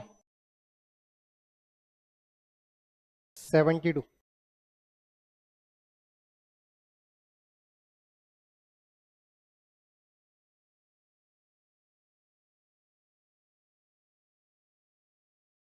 कह रहा है आपने बैंक को चेक प्रेजेंट किया कि बैंक पेमेंट कर दो, और बैंक कह रहा है मैं पेमेंट नहीं कर रहा। अब आप किसको पकड़ के पैसे लोगे? मैंने आपसे सामान खरीदा, मैंने आपको चेक दिया, चेक अपने बैंक का दिया, आप वो चेक लेके मेरे बैंक पहुंचे। फिर से रिपीट कर देता हूँ, मैंने आपसे सामान खरीदा, मैंने आपको चेक दिया, चेक अपने बैंक का दिया, अब चेक आपके पास है, आप उस चेक को लेके कहाँ गए? बैंक ने बोला मैं नहीं देता पैसा। अब क्या वो पैसा लेने आप मेरे पास आओगे? अरे हाँ, लेकिन नहीं आ सकते। कब? जब 84 लगता है। 84 कल पड़ा था, बताओ क्या था 84? मैंने बैंक में 10 लाख रखे थे आपके लिए, आप बैंक में गए 2 महीने बाद, 3 महीने तक कभी भी जा सकते हो। आप बैंक में गए 2 महीने बाद, बैंक ने बोला हम पैसा नहीं दे सकते, हम इंसॉल्वेंट हो गए। तो 10 लाख किससे मांगो? मैं आजाद हूं, क्योंकि मेरे भी तो 10 लाख डूब गए। तो उसको हमने सब्जेक्ट टू में रख दिया। सब्जेक्ट टू का क्या मतलब होता है? आज के बाद लॉ में कहीं भी सब्जेक्ट टू देखो, दो वर्ड पढ़ेंगे, एक पढ़ते हैं नॉट विथ स्टैंडिंग। दिखा था नॉट विथ स्टैंडिंग? कहाँ देखा था? यहाँ एक वर्ड है नॉट विथ स्टैंडिंग और एक वर्ड है सब्जेक्ट टू। अगर आपको सब्जेक्ट टू दिख जाए कहीं पे भी तो इसका मतलब है सेक्शन 84 की औकात बड़ी है सेक्शन 72 से। 72 क्या कहता है? अगर बैंक पैसा देने से मना कर दे तो जिसने चेक दिया था उसको पकड़ के पैसा ले लो। लेकिन 82 कहता है ऐसे कैसे ले लेगा भाई? तो सही। 84 क्या कहता है कि अगर उसका पैसा डूब गया बैंक में तो आप उससे कैसे ले सकते हो? बैंक से लो। यानी बड़ा कौन हो गया, 72 या 84? ये डिपेंड करता है लाइन कैसे लिखी है, लॉ की लाइन कैसे लिखी है। 84 वाली कंडीशन है तो उसको छोड़ दो, उसको छोड़ के 72 ये कहता है कि अगर बैंक ने पैसा नहीं दिया, ड्रॉअर से ले लेना, जिसने चेक बनाया उससे पैसा ले लेना। कब छोड़ के? 84 को छोड़ के। तो सब्जेक्ट टू का क्या मतलब है, कभी आपने फील किया हो ऐसे शब्दों का, यार मैं तेरे साथ घूमने चलूंगा, subject to mummy papa approval. तो ज्यादा बड़ी क्या हो गया, घूमने चलूंगा, या ये मम्मी पापा पे डिपेंड करता है। तो ऐसे हम यहाँ क्या बोल रहे हैं, सेक्शन 72 लगेगा सब्जेक्ट टू सेक्शन से 84। अगर 84 वाली कंडीशन आ गई तो 84 जीत गया, तब 72 नहीं लगेगा। समझे कि नहीं समझे? तो बड़ा कौन हुआ? लेकिन नॉट स्टैंडिंग का मतलब क्या है? नॉट स्टैंडिंग का मतलब हिंदी मतलब है अमान्य। क्या मतलब? अमान्य। अगर आपको इंग्लिश में गंदे तरीके से तोड़ दो क्या हो गया, नॉट विद स्टैंडिंग। नॉट मतलब नहीं, विद मतलब साथ में, और स्टैंडिंग मतलब मेरे साथ स्टैंड नहीं कर रहा, मेरे साथ खड़ा नहीं हो पाएगा, बैठ जा। तो नॉट विद स्टैंडिंग मतलब है मैं तेरे साथ घूमने चल रहा हूं, not with standing mummy papa हाँ कहें या ना करें, मैं चल रहा हूं। अब यहाँ क्या हो गया, मैं तेरे साथ घूमने चल रहा हूं, मम्मी पापा की अप्रूवल मैटर नहीं करती। तो नॉट विद स्टैंडिंग का मतलब क्या है?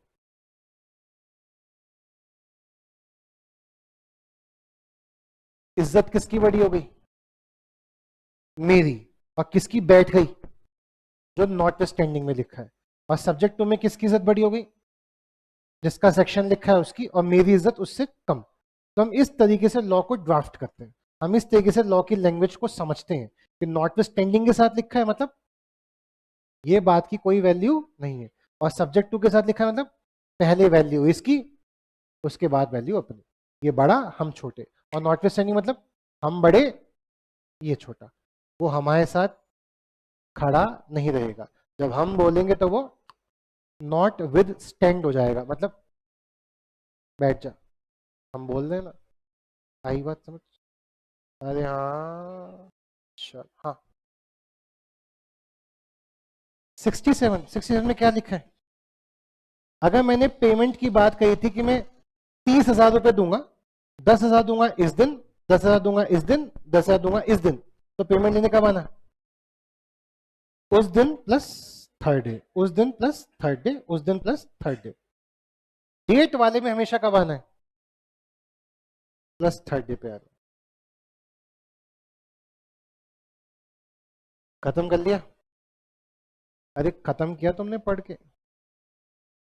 जल्दी खत्म करो। हाँ जी। 68-69 में सिर्फ इतना सा डिफरेंस है कि मैंने प्रेजेंटमेंट की बात नहीं बोली, और मैंने आपसे बोला मेरे पास पेमेंट के लिए आ जाओ। तो पेमेंट के लिए कहाँ पे आओगे? सॉरी कहाँ गया, ये रहा। आप पेमेंट के लिए कहाँ, instrument for payment of instrument payable at specific place not elsewhere. तो मैंने बोला प्रेजेंट करना पड़ेगा आपको कागज, मैं उसके बाद पैसा दूंगा। 68 ये कहता है। 69 कहता है पैसा लेने के लिए कहाँ पे आओगे। तो अगर आपको याद हो तो मैंने क्या बोला था, मैं आपको पैसा दूंगा कागज प्रेजेंट करने के 4 दिन बाद। तो यहां आओगे आप कागज प्रेजेंट करने, और यहां आओगे आप प्रेजेंटमेंट के 4 दिन प्लस 3 दिन बाद। बस ये फर्क है। ठीक है, लाइन पढ़ना डिट्टो सेम होगी, इसकी लाइन और इसकी लाइन डिट्टो सेम होगी, चेक कर लो।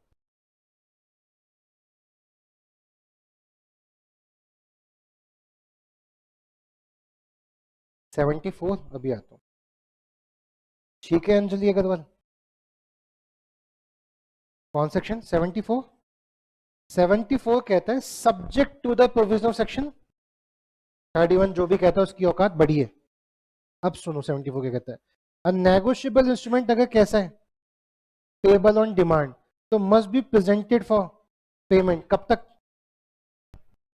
After it is received by the order. जैसे ही मुझे कागज मिलेगा उसके रीजनेबल टाइम में जाके प्रेजेंट कर दूंगा, पैसा दे दो भाई। 31 क्या कहते हैं, वो हमारे कोर्स का पार्ट नहीं है, इसलिए मैं घुस नहीं रहा बेफालतू में। 84 भी नहीं था, बट 84 पे क्वेश्चन है इसलिए पढ़ाना पड़ रहा है।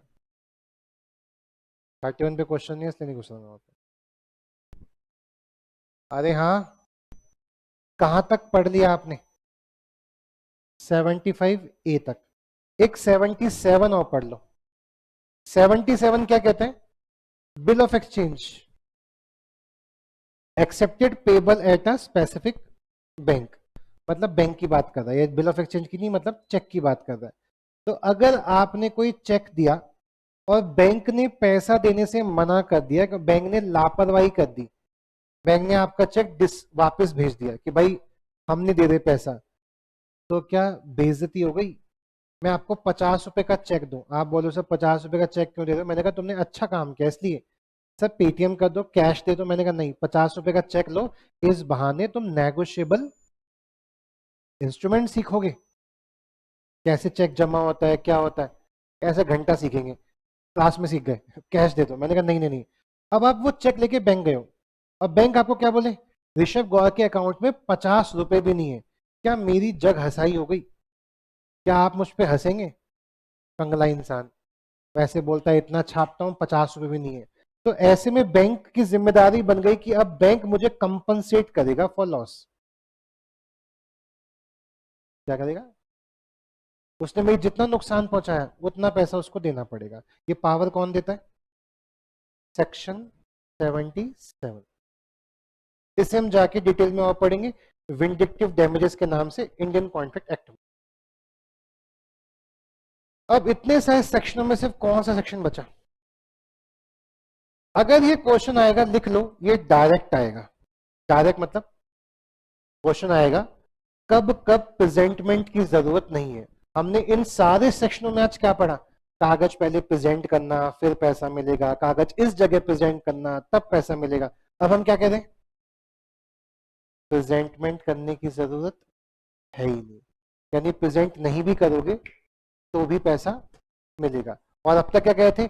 अगर तुमने प्रेजेंट नहीं किया तो जो पीछे की पार्टी है वो आजाद हो जाएंगी, उनको पैसा देने की जरूरत नहीं है। अब हम क्या कह रहे हैं?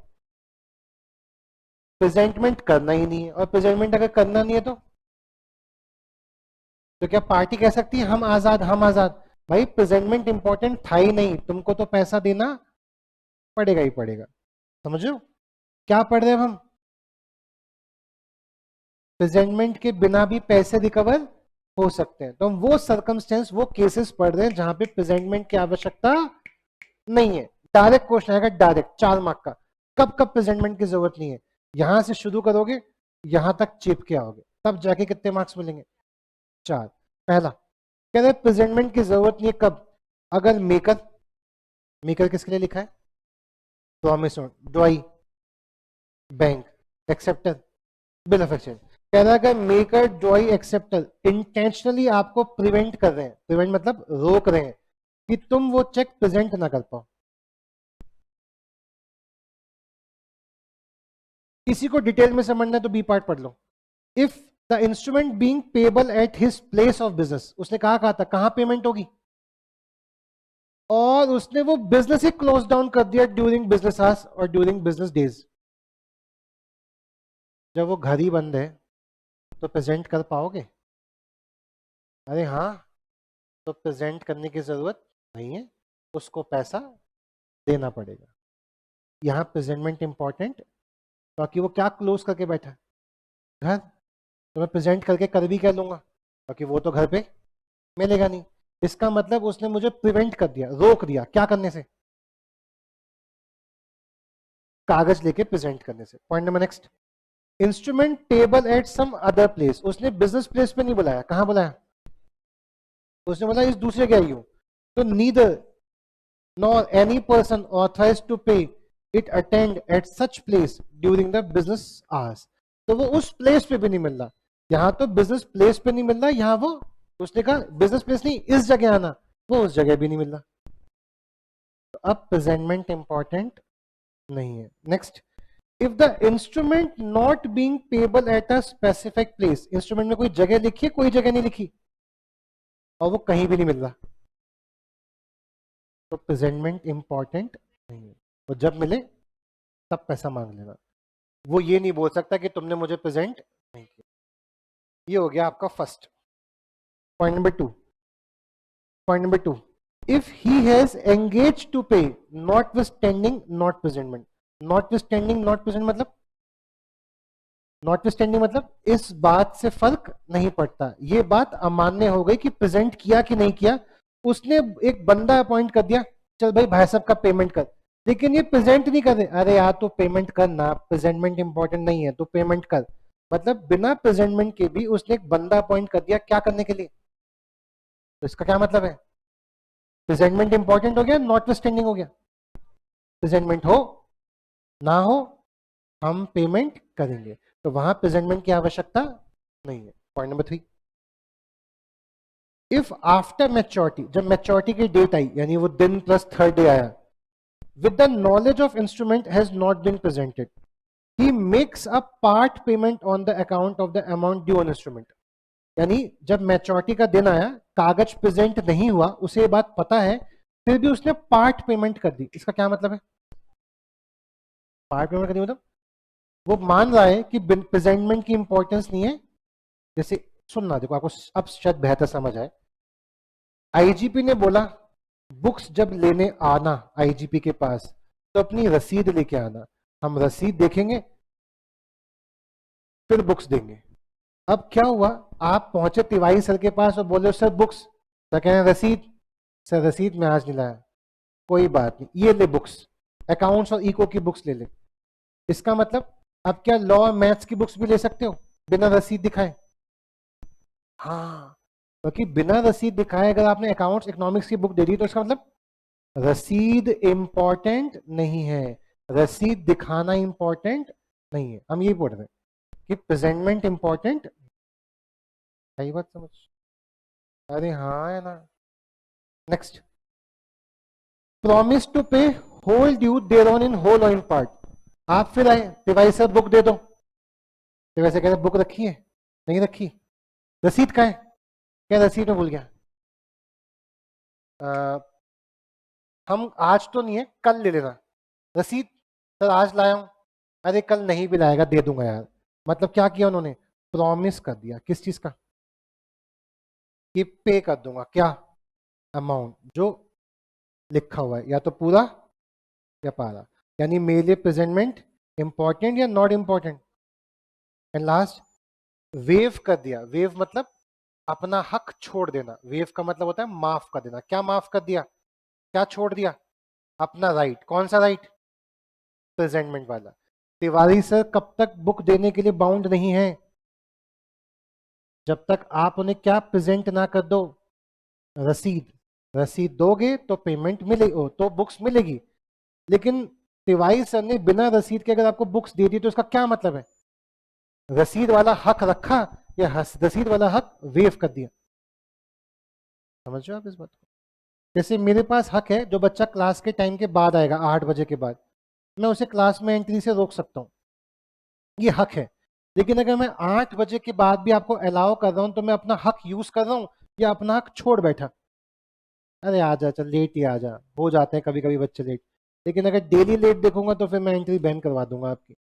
तो मैंने अपना हक छोड़ दिया। मतलब इससे शायद एक बच्चे को क्या लग सकता है, सर के लिए टाइम इंपॉर्टेंट नहीं है, हम लेट भी आ सकते हैं। तो हम यही पढ़ रहे हैं कि भैया कब कब प्रेजेंटमेंट इंपॉर्टेंट नहीं है, कब कब नहीं है, सारे पढ़ डालेंगे फिर से। पहला,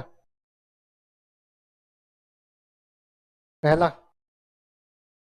जब वो बंदा आपको रसीद ही नहीं दे रहा, आपने पैसे दे दिए, अब आप, मैडम ने बोला बुक देंगे तिवारी सर, आप तिवारी सर के पास गए, सर बुक दे दो, तिवारी सर कह रहे हैं पूनम मैडम से रसीद लेके आओ, पूनम मैडम रसीद दे दो, पूनम मैडम रसीद ही नहीं दे दी, तिवारी सर बुक दे दो, चुपचाप बुक दे दो, रसीद मेरी मेरी तो रसीद कैसे दे दो। इसका मतलब हालात ऐसे बनाए गए कि आपके पास रसीद आएगी नहीं तो आप रसीद को प्रेजेंट। तो पॉइंट नंबर 1 क्या कहता है, पढ़ेंगे,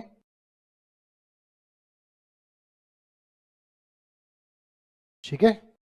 पॉइंट नंबर 2, पॉइंट नंबर 2 क्या है, उन्होंने कहा कहां प्रेजेंट करना, इस जगह, और वो उस जगह उन्होंने आपसे बोला बुक लेना ऑफिस में आके 10 बजे, और वो 10 बजे मिलते ही नहीं है यहाँ पे, तो बुक कहां से ले लूं।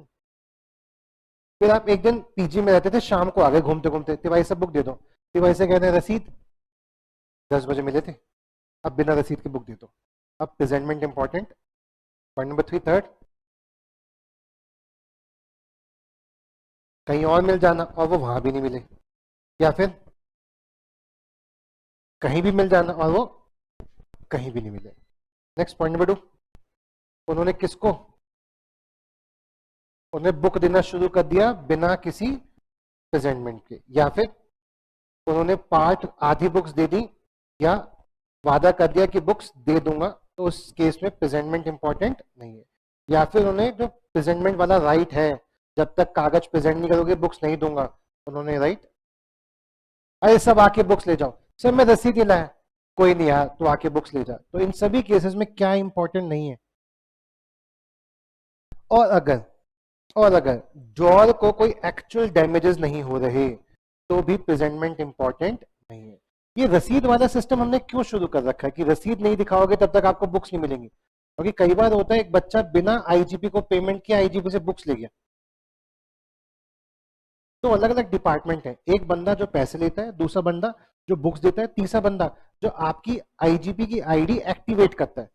तो आईजीपी की आईडी एक्टिवेट कब होगी, आपको क्लासेस बैकअप में कब मिलेंगी, जब उसको ये पता होगा कि पेमेंट आ चुकी है। क्योंकि आईटी सेक्टर को पेमेंट के बारे में नहीं पता, तो वो कैसे बात करेगा, रसीद दिखा दो आईडी एक्टिवेट कर देंगे। तो सब जुड़ा हुआ है। तो हमने एक पूरा करिकुलम बना रखा है ताकि आईजीपी को पैसे मिले तभी उस बच्चे की क्लास उसको मिलनी चाहिए, तभी उस बच्चे को बुक्स मिलनी चाहिए।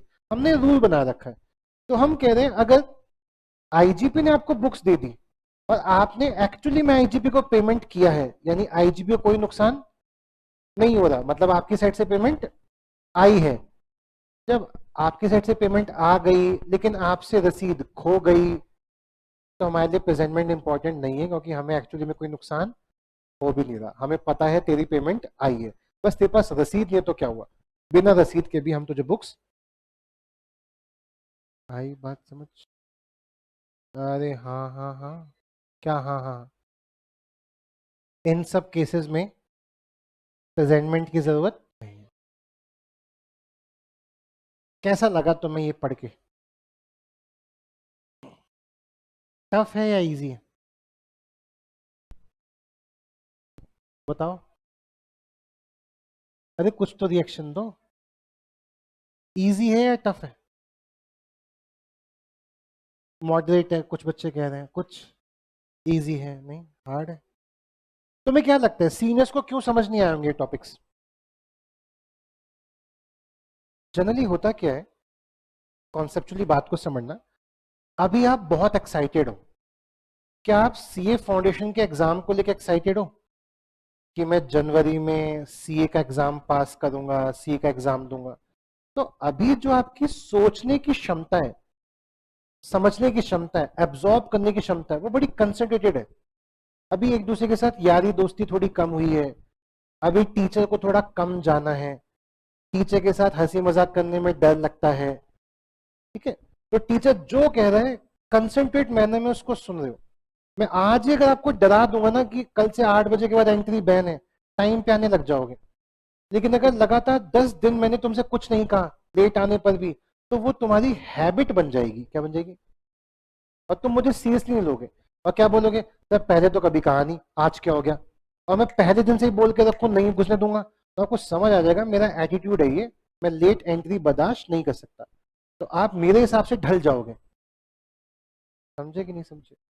तो वो बच्चे ना जिनका देखो सितंबर में पेपर था, मैंने उनको ये चीज अगस्त में पढ़ाई, क्या वो समझने के हालात में है? वो बस ये कह रहे हैं बस कैसे भी करके बैच खत्म कर दो, अब हम घर पे सेल्फ स्टडी करेंगे। तो आधा सुन रहे, आधा नहीं सुन रहे। कुछ बच्चे जुलाई में गिव अप कर देते हैं, यार बहुत सिलेबस है, मैं तो सीए दे ही नहीं रहा। यानी एंड तक आते आते क्लास में 20% बच्चा तो गायब ही हो जाता है, क्या सोच के कि ये क्लासेस तो बैकअप पे आई जाएगी, बाद में बैकअप देख लूंगा। और सच्ची कह रहा हूँ बैकअप नहीं देखा जाता। अगर आप मेरी ये वाली क्लास रिकॉर्डेड मोड में देखेंगे ना, तो हो सकता है कुछ बच्चे सो जाएं। है ये बोरिंग, 61 से लेके 76 तक है ये बोरिंग, है ये बोरिंग। मतलब कंसंट्रेशन नहीं होगी तो सो सकते हो। प्रेजेंट मतलब 1.5 घंटे से प्रेजेंटमेंट कर रहे हैं, चेक प्रेजेंट करना है और रिपीटेशन भी है। बिजनेस आवर्स में, बिजनेस डे पे, इस जगह पे, इस जगह पे, नहीं तो किसी भी जगह पे, ये टाइम पास चल रहा है। तो बोरिंग हो सकता है, वो बच्चा सो सकता है। तो रिकॉर्डेड उसने देखा नहीं, क्लास में वो आया नहीं, और सितंबर से पहले उसका पढ़ने का मन है नहीं, तो कह रहा है भाई साहब ये चैप्टर टफ है। मैंने आपको कब पढ़ा दिया? आपको सितंबर में पढ़ा दिया, पेपर कब है? शुरुआत में। मैंने आपको पहले दिन ही महसूस करा दिया लॉ का ये लेवल है। मतलब लॉ तभी समझ आएगी जब ध्यान सुनोगे। नॉटविथस्टैंडिंग का क्या मतलब है, सब्जेक्ट टू का क्या मतलब है, इतने क्रिटिकल वर्ड्स को कैसे पढ़ना है। जब आपको ये बात आज ही समझ आ गई तो अभी खुशी का माहौल है, पढ़ने का मन कर रहा है। जब 6th के बाद 7th क्लास में आते थे, 7th क्लास की स्टोरी बुक्स पढ़ने का बड़ा मन करता था। टीचर बाद में पढ़ाएगा, बुक्स आ गई, पढ़ लेता हूँ, जो भी समझ आती होगी, इंग्लिश तो इंग्लिश, हिंदी तो हिंदी। लेकिन जब टीचर क्लास में पढ़ाता था फिर वो बोरिंग लगता था कि अब पूरा साल बस 7th ही पढ़ना है। समझो? तो अभी एक्साइटमेंट है, 10 से 15 क्लास बाद तुम भी कैसे हो जाओगे, आदत बन जाएगी। सुबह उठने से पहले गाली बकोगे, 8 बजे क्लास जाना है। अभी तो गर्मियां सर्दी शुरू होंगी, दिसंबर आएगा, नवंबर आएगा, गाली बकोगे, अरे यार सुबह सुबह 8 बजे क्लास में जाना है। फिर मन में ख्याल आएगा, अरे सो जाता हूँ, रिकॉर्डेड क्लास देख लूंगा, बैकअप तो आ ही रहा है 50%। मैं 50% तो क्लास ज्वाइन कर ही चुका हूँ, बाकी 50 कैसे देखूंगा, बैकअप में देख लूंगा। और ये धीरे धीरे धीरे धीरे धीरे धीरे धीरे क्लास का प्रति जो इंटरेस्ट है वो कम कर देगा और आप फेल हो जाएंगे। अगर 100 बच्चे पेपर देते हैं तो सिर्फ 15 से 20 बच्चे ही पास कर पाते हैं। इसका एक लॉजिक है। लॉजिक 1, 100 में से 20 बच्चे तो एक्चुअली गिव अप ही कर जाते हैं। जो बच्चे अप्रैल में कोचिंग पढ़ रहे थे सितंबर के लिए, उसमें से 20 बच्चे गिव अप कर चुके हैं क्योंकि उन 20 बच्चों को कॉलेज मिल गया सीयूईटी के रिजल्ट पे। उन्होंने सोचा सीए नहीं भी हुई तो क्या मिल चुका है, कॉलेज। अब बचे हुए जो 80 बच्चे हैं, 80 बच्चे एग्जाम फॉर्म भरेंगे कि हमें अपना पेपर देना है। एग्जाम फॉर्म भरने के बाद 20 बच्चों को यहां पैनिक अटैक आएगा मैं तैयार नहीं हूं सर, मैं अगर ये वाला अटेम्प्ट ना दूं अगला अटेम्प्ट दूं तो चलेगा। वो यहाँ डर जाते हैं, उनको एग्जाम फोबिया है, वो एग्जाम से ही डर जाते हैं। कितने बचे? 60। 60 में से 20 बच्चे ऐसे होंगे जो अकाउंट्स का पेपर दे के आएंगे, लॉ का पेपर दे के आएंगे और बोलेंगे सर मैं इकोनॉमिक्स मैथ्स का दे ही नहीं रहा क्योंकि टोटलिटी में 200 बन ही नहीं रहे। वो बस क्यों फेल हुए? 4 पेपर नहीं दिए। क्या पता दे देता और 60 40 करके किसी तरीके से शायद तेरा 200 बन जाता। लेकिन वो क्यों फेल हो गए? चारों पेपर नहीं दिए। कितने बचे? 40। इस 40 में से 20 इसलिए फेल हो गए क्योंकि पेपर टफ था। अगर आई से तुमसे कैसा क्वेश्चन पूछ लेता, आई से तुमसे पूछ लेता प्रॉमिसरी नोट और उसके फीचर्स बना लो, अरे फोड़ देंगे। आई से ने बोला भाई ये वाला क्वेश्चन बता दे, ओ यार प्रेजेंटमेंट वाली क्लास तो मैंने अटेंड ही नहीं की थी, वो पढ़ा ही नहीं, वो तो टफ है ना, और टफ है, छोड़ दिया, नहीं हुआ। तो 20 बच्चे क्यों फेल हुए? पेपर टफ आ गया। और पेपर टफ जैसा कुछ नहीं होता। आपसे सेक्शन क्वेश्चन नंबर 7 क्यों हिल गया? क्योंकि आपने पढ़ लिया। किससे नहीं हिला? किससे नहीं पढ़ा। तो क्या चीज टफ है? कोई आज से कोई तुमको आज बोले 10th क्लास का बच्चा, भैया 10th में बोर्ड है बहुत टफ है, अब आप आज क्या बोलोगे? आज अबे चल 10th टफ होती है। इंटर वाला बोलेगा फाउंडेशन घंटा टफ होती है, फाइनल वाला बोलेगा इंटर तो सो इजी है। तो लाइफ कब इजी हो जाती है? जब आप उस पड़ाव को पार कर लेते हैं। तो आपसे ये क्वेश्चन हो गया क्योंकि आपको कॉन्सेप्ट समझ आ गया। वो किन से क्वेश्चन नहीं हुआ? जो पढ़ा ही नहीं, वो समझ ही नहीं आया। तो एक्चुअली में कितने बच्चे पास हुए? 15-20, नॉर्मल है। समझो? अब हम ये बात उस दिन करेंगे जब दिसंबर चल रहा होगा। दिसंबर में हम देखेंगे क्लास की टोटल संख्या कितनी थी और लास्ट बैच में लास्ट 2-3 क्लासेस में पूरी संख्या में से कितने एक्चुअली में आ रहे हैं। उसी से आइडिया लग जाएगा कि 100 में से कितने बच्चे पास होंगे। चलो चलो, अब कुछ नहीं बचा इस चैप्टर में। अब बस एक छोटा सा टॉपिक रह गया। उस टॉपिक का नाम है, पेज नंबर 159 पे टॉपिक का नाम है नेगोशिएशन। नेगोशिएशन का मतलब क्या होता है? ट्रांसफर। और इंस्ट्रूमेंट का क्या मतलब होता है? एक कागज जिस कागज पे क्या है? अधिकार। तो वो अधिकार किसको ट्रांसफर हो जाएंगे? अरे किसको ट्रांसफर हो जाएंगे? जिसको हम नेगोशिएट कर देंगे, जिसको हम दे देंगे। अब इंस्ट्रूमेंट दो टाइप के होते हैं बेटा। पहला इंस्ट्रूमेंट बियरर और दूसरा इंस्ट्रूमेंट ऑर्डर। बियरर का मतलब क्या? पैसे किसको दूंगा? जिसके हाथ में वो कागज है। और ऑर्डर मतलब पैसे उसको दूंगा जिसके नाम पे उस कागज का ऑर्डर है। हमने लिख दिया पे टू ए, तो पैसे किसको दूंगा? पे टू ए। हमने लिख दिया पे टू बियरर, तो पैसे किसको दूंगा? ए के हाथ में है तो ए के हाथ में, बी के हाथ में तो बी के हाथ में। तो जो बियरर इंस्ट्रूमेंट है ये कैसे नेगोशिएट होता होगा? इसके हक दूसरे इंसान के पास कैसे जाते होंगे? सिर्फ डिलीवरी करने से। क्या? मेरे पास 100 रुपए का नोट है। नोट कैसा होता है? बियरर, मैंने वो 100 रुपए का नोट आपको दे दिया, हक किसके पास आ गए? 100 रुपए आपके पास। आपने किसी और को दे दिया, उसके पास। तो बियरर इंस्ट्रूमेंट कैसे नेगोशिएट होता है? डिलीवरी से। जबकि ऑर्डर इंस्ट्रूमेंट कैसे ट्रांसफर होता है? अगर ए आगे बी को देगा तो क्या करेगा? पे टू बी, मतलब उसने बी का नाम लिखा प्लस क्या किया? डिलीवरी की। साइन तो करेगा ही, प्लस क्या किया? डिलीवरी की। मतलब यहां सिर्फ डिलीवरी से काम चल जाता है। यहां पे टू बी साइन करके एंडोर्स करना पड़ता है, प्लस क्या करना पड़ता है? डिलीवरी। तो ऑर्डर इंस्ट्रूमेंट कैसे ट्रांसफर होगा? किसी का नाम लिखने से प्लस कागज उसको डिलीवरी करने से। और बियर मतलब कागज बस दे दो। अब डिलीवरी कितने टाइप की हो सकती है उसको समझेंगे। डिलीवरी दो टाइप की हो सकती है। एक हो सकती है एक्चुअल डिलीवरी। एक्चुअल मतलब कागज एक्चुअली आपके हाथ में दे दिया। और दूसरी डिलीवरी होती है कंस्ट्रक्टिव। कौन सी डिलीवरी? कंस्ट्रक्टिव मतलब मैंने आपको नहीं दिया कागज, बट आपके एजेंट को दे दिया। किसको दे दिया? किसको दे दिया? आपको नहीं दिया, एजेंट को दिया। तो एजेंट को दे दिया तो क्या मान लें आपको दे दिया? आपने कोई कागज फीस पूनम मैम को दिए या आईजीपी को दिए? एक्चुअली में किसको दिए? पूनम मैम को। बट रसीद किसकी मिली है? पूनम मैम क्लासेस या आईजीपी क्लासेस? यानी पूनम मैम कौन है? एजेंट। पूनम मैडम को पैसे दे दिए, मतलब किसको पैसे दे दिए? तो जब पूनम मैडम को पैसे दे रहे हो आईजीपी को देने के लिए, तो आपने कौन? और आप आईजीपी के हाथ, आईजीपी तो खैर कंपनी है, आईजीपी तो को हाथ में पैसा दे नहीं सकते। और अगर आपने आईजीपी के हाथ में पैसा दिया मतलब, तो मैं आईजीपी को हटा के अब आशीष कालसा को ला रहा हूं। आपने आशीष कालसा को पैसे देने थे, उन्हीं को दे दिए। आपके हाथ में आशीष कालसा आया नहीं, आपने उनकी एजेंट पूनम मैम को दे दिए।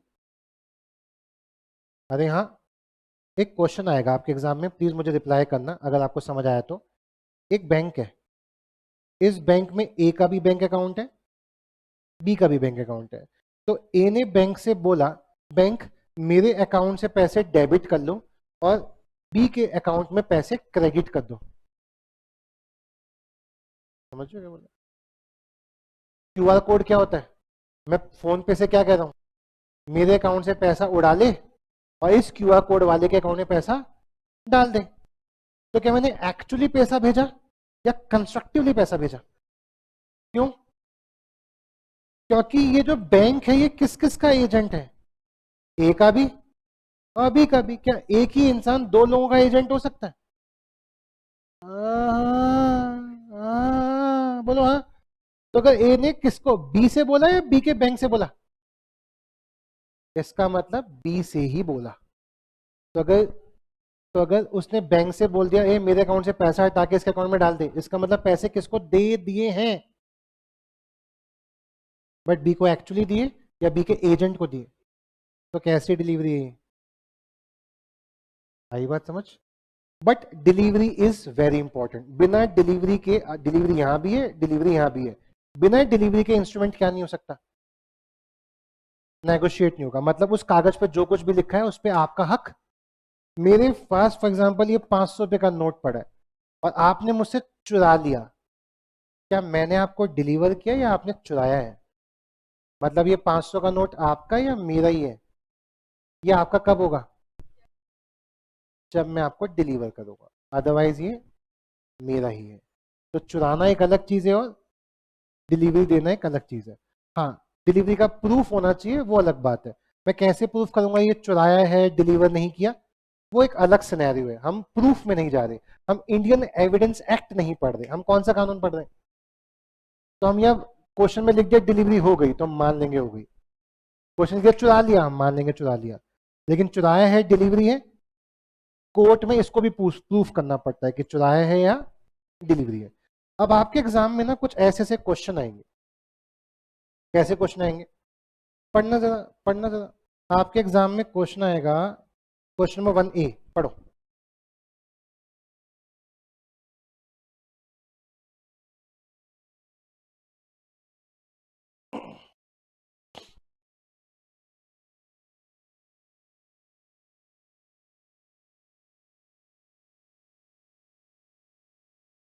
डिलीवरी हुई या लॉकर में रख लिया?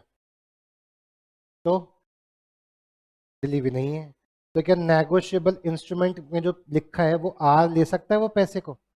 उसको राइट ट्रांसफर ही नहीं हुआ, राइट कब ट्रांसफर होगा? तो इनवैलिड।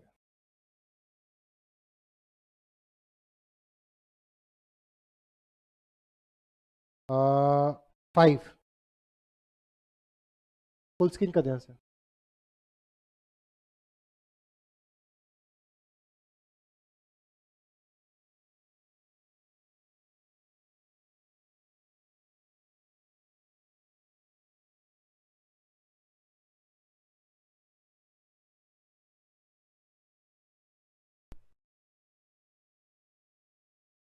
बताओ, क्या एस के पास राइट है? नहीं, शायद तुम प्रेजेंटमेंट से इसके साथ ना थोड़ा मिक्स मैच कर गए। सुनना ध्यान से, शायद मुझे ऐसा लगता है, मुझे ऐसा लगता है जिस बच्चे कह रहे हैं यस कर सकता है वो इस पॉइंट पर जाके अटक गए, वो शायद इस पॉइंट को याद कर रहे हैं। यहां था कागज किसको प्रेजेंट करोगे पेमेंट के लिए? मर गया तो लीगल रिप्रेजेंटेटिव को, जिंदा है तो एजेंट को, और इंसॉल्वेंट हो गया तो ओआर को। यहां कह रहे डिलीवरी कौन करेगा? डिलीवरी तो वही बंदा करेगा ना जिसने कागज बनाया है या जो अधिकार दे रहा है। पैसा लेने के लिए आ जाना मेरे लीगल हेयर के पास, बट कागज तो मैं आपको बना के दूंगा ना, और जो कागज बना के देता उन्हें डिलीवरी की या वो डिलीवरी से पहले मर गया? Before the same could be delivered A passed away. तो क्या एस उसका बेटा उसके कागज को पास कर सकता है? नहीं। क्यों? क्योंकि बच्चा एजेंट नहीं होता, और एजेंट एजेंट तब तक होता है जब तक उसका मालिक जिंदा होता है। तो एजेंट की किए हुए काम को हम मानेंगे मालिक ने किया है कब? जब मालिक जिंदा है। यानी मालिक बनने के बाद एजेंट ही नहीं रहा, तो एजेंट की हरकतों के लिए मालिक जिम्मेदार नहीं रहा। तो उसके मरने के बाद क्या बच्चा कागज ट्रांसफर कर सकता है? The answer is no. फिर से क्वेश्चन कहां पे अटक गया? डिलीवरी पे। डिलीवरी कौन करेगा? जो कागज बना रहा है। अब यही सब बातें कहां लिखी हैं? डिलीवरी वाले पेज पे। चलो जल्दी से पढ़ेंगे क्या लिखता है। कहता है नेगोशिएट कैसे ट्रांसफर होता है। कहता है दो टाइप के इंस्ट्रूमेंट हो सकते हैं। पहला बियरर ऑर्डर, तो डिलीवरी से ही काम हो जाएगा। कब? अगर कैसा इंस्ट्रूमेंट है।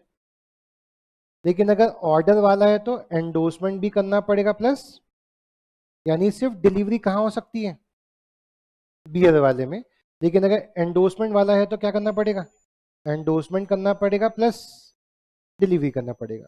क्या डिलीवरी इतनी इंपॉर्टेंट है? हाँ। डिलीवरी कैसी कैसी हो सकती है? एक्चुअल और कंस्ट्रक्टिव। सेक्शन 46 साफ साफ कहता है कि डिलीवरी, क्या आ गया, when the instrument is conditionally or for a special purpose only, तो property in it does not pass to the transferee। कब तक? जब तक हम उसे endorse नहीं कर देते, unless the instrument is negotiated as a holder in due course। अब यहाँ पे प्लीज दो एग्जाम्पल पढ़ लेंगे। एक तो पढ़ो यहाँ, पढ़ो यहाँ से 57 पढ़ना। If a person makes the endorsement of instrument but before the same could be delivered to the endorsee, the endorser dies, तो legal representative can not negotiate. तो जब आप इस क्वेश्चन का आंसर दोगे तो आप कौन से सेक्शन को मेंशन करोगे? सेक्शन 57 कि अगर मैंने कागज बनाया है तो मेरा लीगल है उसको नेगोशिएट नहीं कर सकता मेरी डेथ के बाद। ऐसी बात कहाँ लिखी है? अरे हाँ, एक्चुअल डिलीवरी का मतलब क्या है? आप उसके हाथ में कागज दे दें फिजिकली। कंस्ट्रक्टिव डिलीवरी का मतलब क्या है? कि आप एजेंट को दे दें या उसके क्लर्क को दे दें या उसके सर्वेंट को दे दें। उनको दे दिया तो क्या मान के चलेंगे? उसके मालिक को दे दिया। अरे कुछ तो बोलो। चेक करेंगे आपका नेगोशिएबल इंस्ट्रूमेंट चैप्टर खत्म, प्लीज एक बार चेक करेंगे। जिन बच्चों ने आज वाली क्लास ली है और आज से पहली वाली क्लास नहीं ली उनसे उम्मीद करता हूं आप वो 2 क्लासेस भी देख लेंगे ताकि आपको पूरा समझ आए तमीज से। नेगोशिएबल इंस्ट्रूमेंट पढ़ने में हमने 3 क्लास लगाई हैं और 1 क्लास लगाई थी हमने इंडियन रेगुलेटरी फ्रेमवर्क पढ़ने में। इंडियन रेगुलेटरी फ्रेमवर्क 0 से लेके 5 मार्क का आता है और नेगोशिएबल इंस्ट्रूमेंट 10 से लेके 15 मार्क का आता है। यानी अभी हमने सिर्फ 4 क्लास पढ़ी है और अगर देखा जाए तो 4 क्लास में हमने मोटा मोटा 20 मार्क का पेपर पढ़ लिया। मतलब एग्जाम क्रैक कर सकते हो आप 20 मार्क का, अगर आपने अभी तक पैसे नहीं दिए तो भी, अगर आप अभी डेमो पे ही हो तो। ठीक, अब मैं आपको घर के लिए एक असाइनमेंट दे रहा हूं। क्या दे रहा हूं? आपके व्हाट्सएप ग्रुप पे मैंने भेज दिया है। जो बच्चे व्हाट्सएप ग्रुप पे नहीं है प्लीज मैसेज कर देना ताकि ये सब मटेरियल आपको मिल जाए। मैंने व्हाट्सएप ग्रुप पे आपको नेगोशिएबल इंस्ट्रूमेंट का एक असाइनमेंट भेजा होगा। ये क्वेश्चन है, आपको इन क्वेश्चन को उसके नीचे सॉल्व करना है। ये क्वेश्चन है, सॉल्व करना है, क्वेश्चन है, सॉल्व करना है, क्वेश्चन है, सॉल्व करना है, क्वेश्चन है, सॉल्व करना है। ये सारे क्वेश्चन आपको सॉल्व करने हैं। एक तरीके से ये आपका होमवर्क हो गया।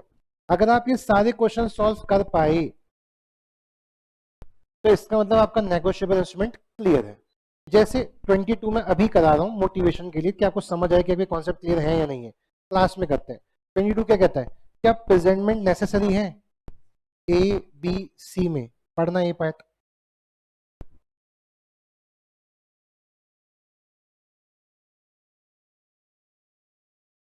यस और नो? नो। B part?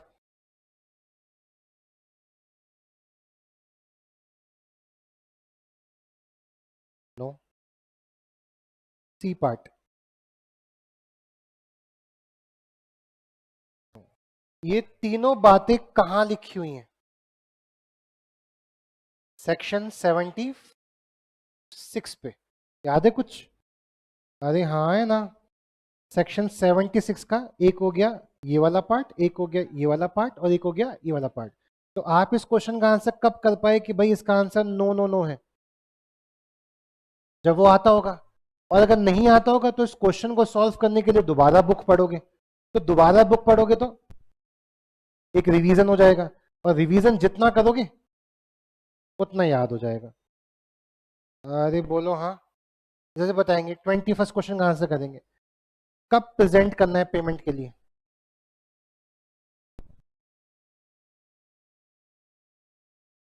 उस पैसे मैच्योरिटी पे।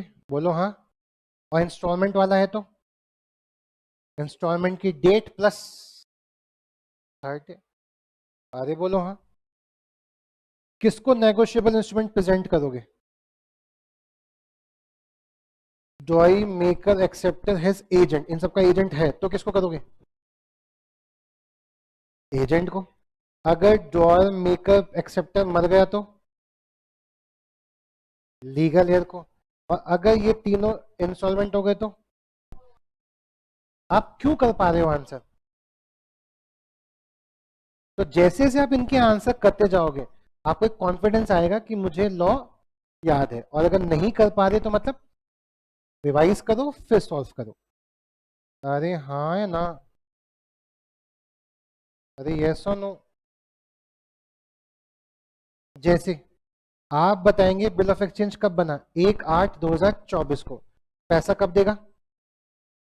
500 पे देगा। किसको? सी को। कब? 3 महीने आफ्टर साइट। कब? देखने के बाद।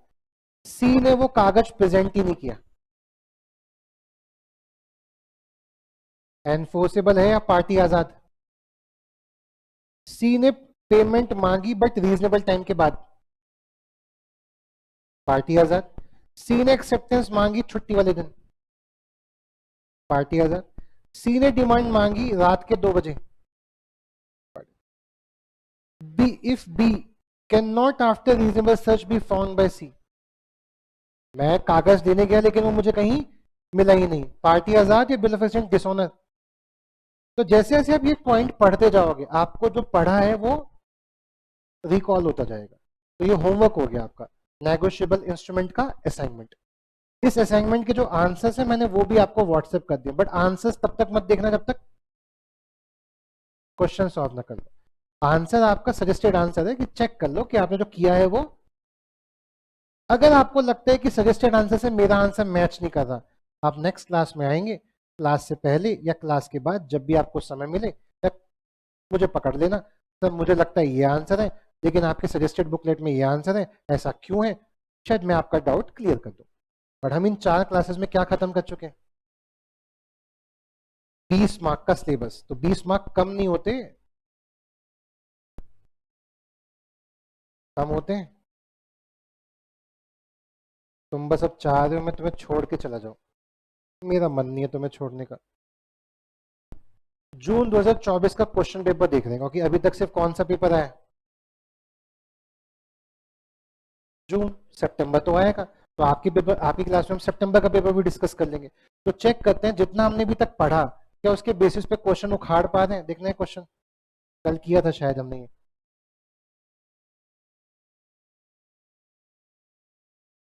अरे हाँ कल ही किया था हमने, याद है, चेक दिस ओनर, और डोनेशन वाला था तो 138 एप्लीकेबल किया था यार कुछ। तुम कुछ बोलते ही नहीं हो यार, गूंगे हुए पड़े हो तुम। चलो देखते हैं क्या नेगोशिएबल का कोई और भी क्वेश्चन है। ये रहा, पढ़ना।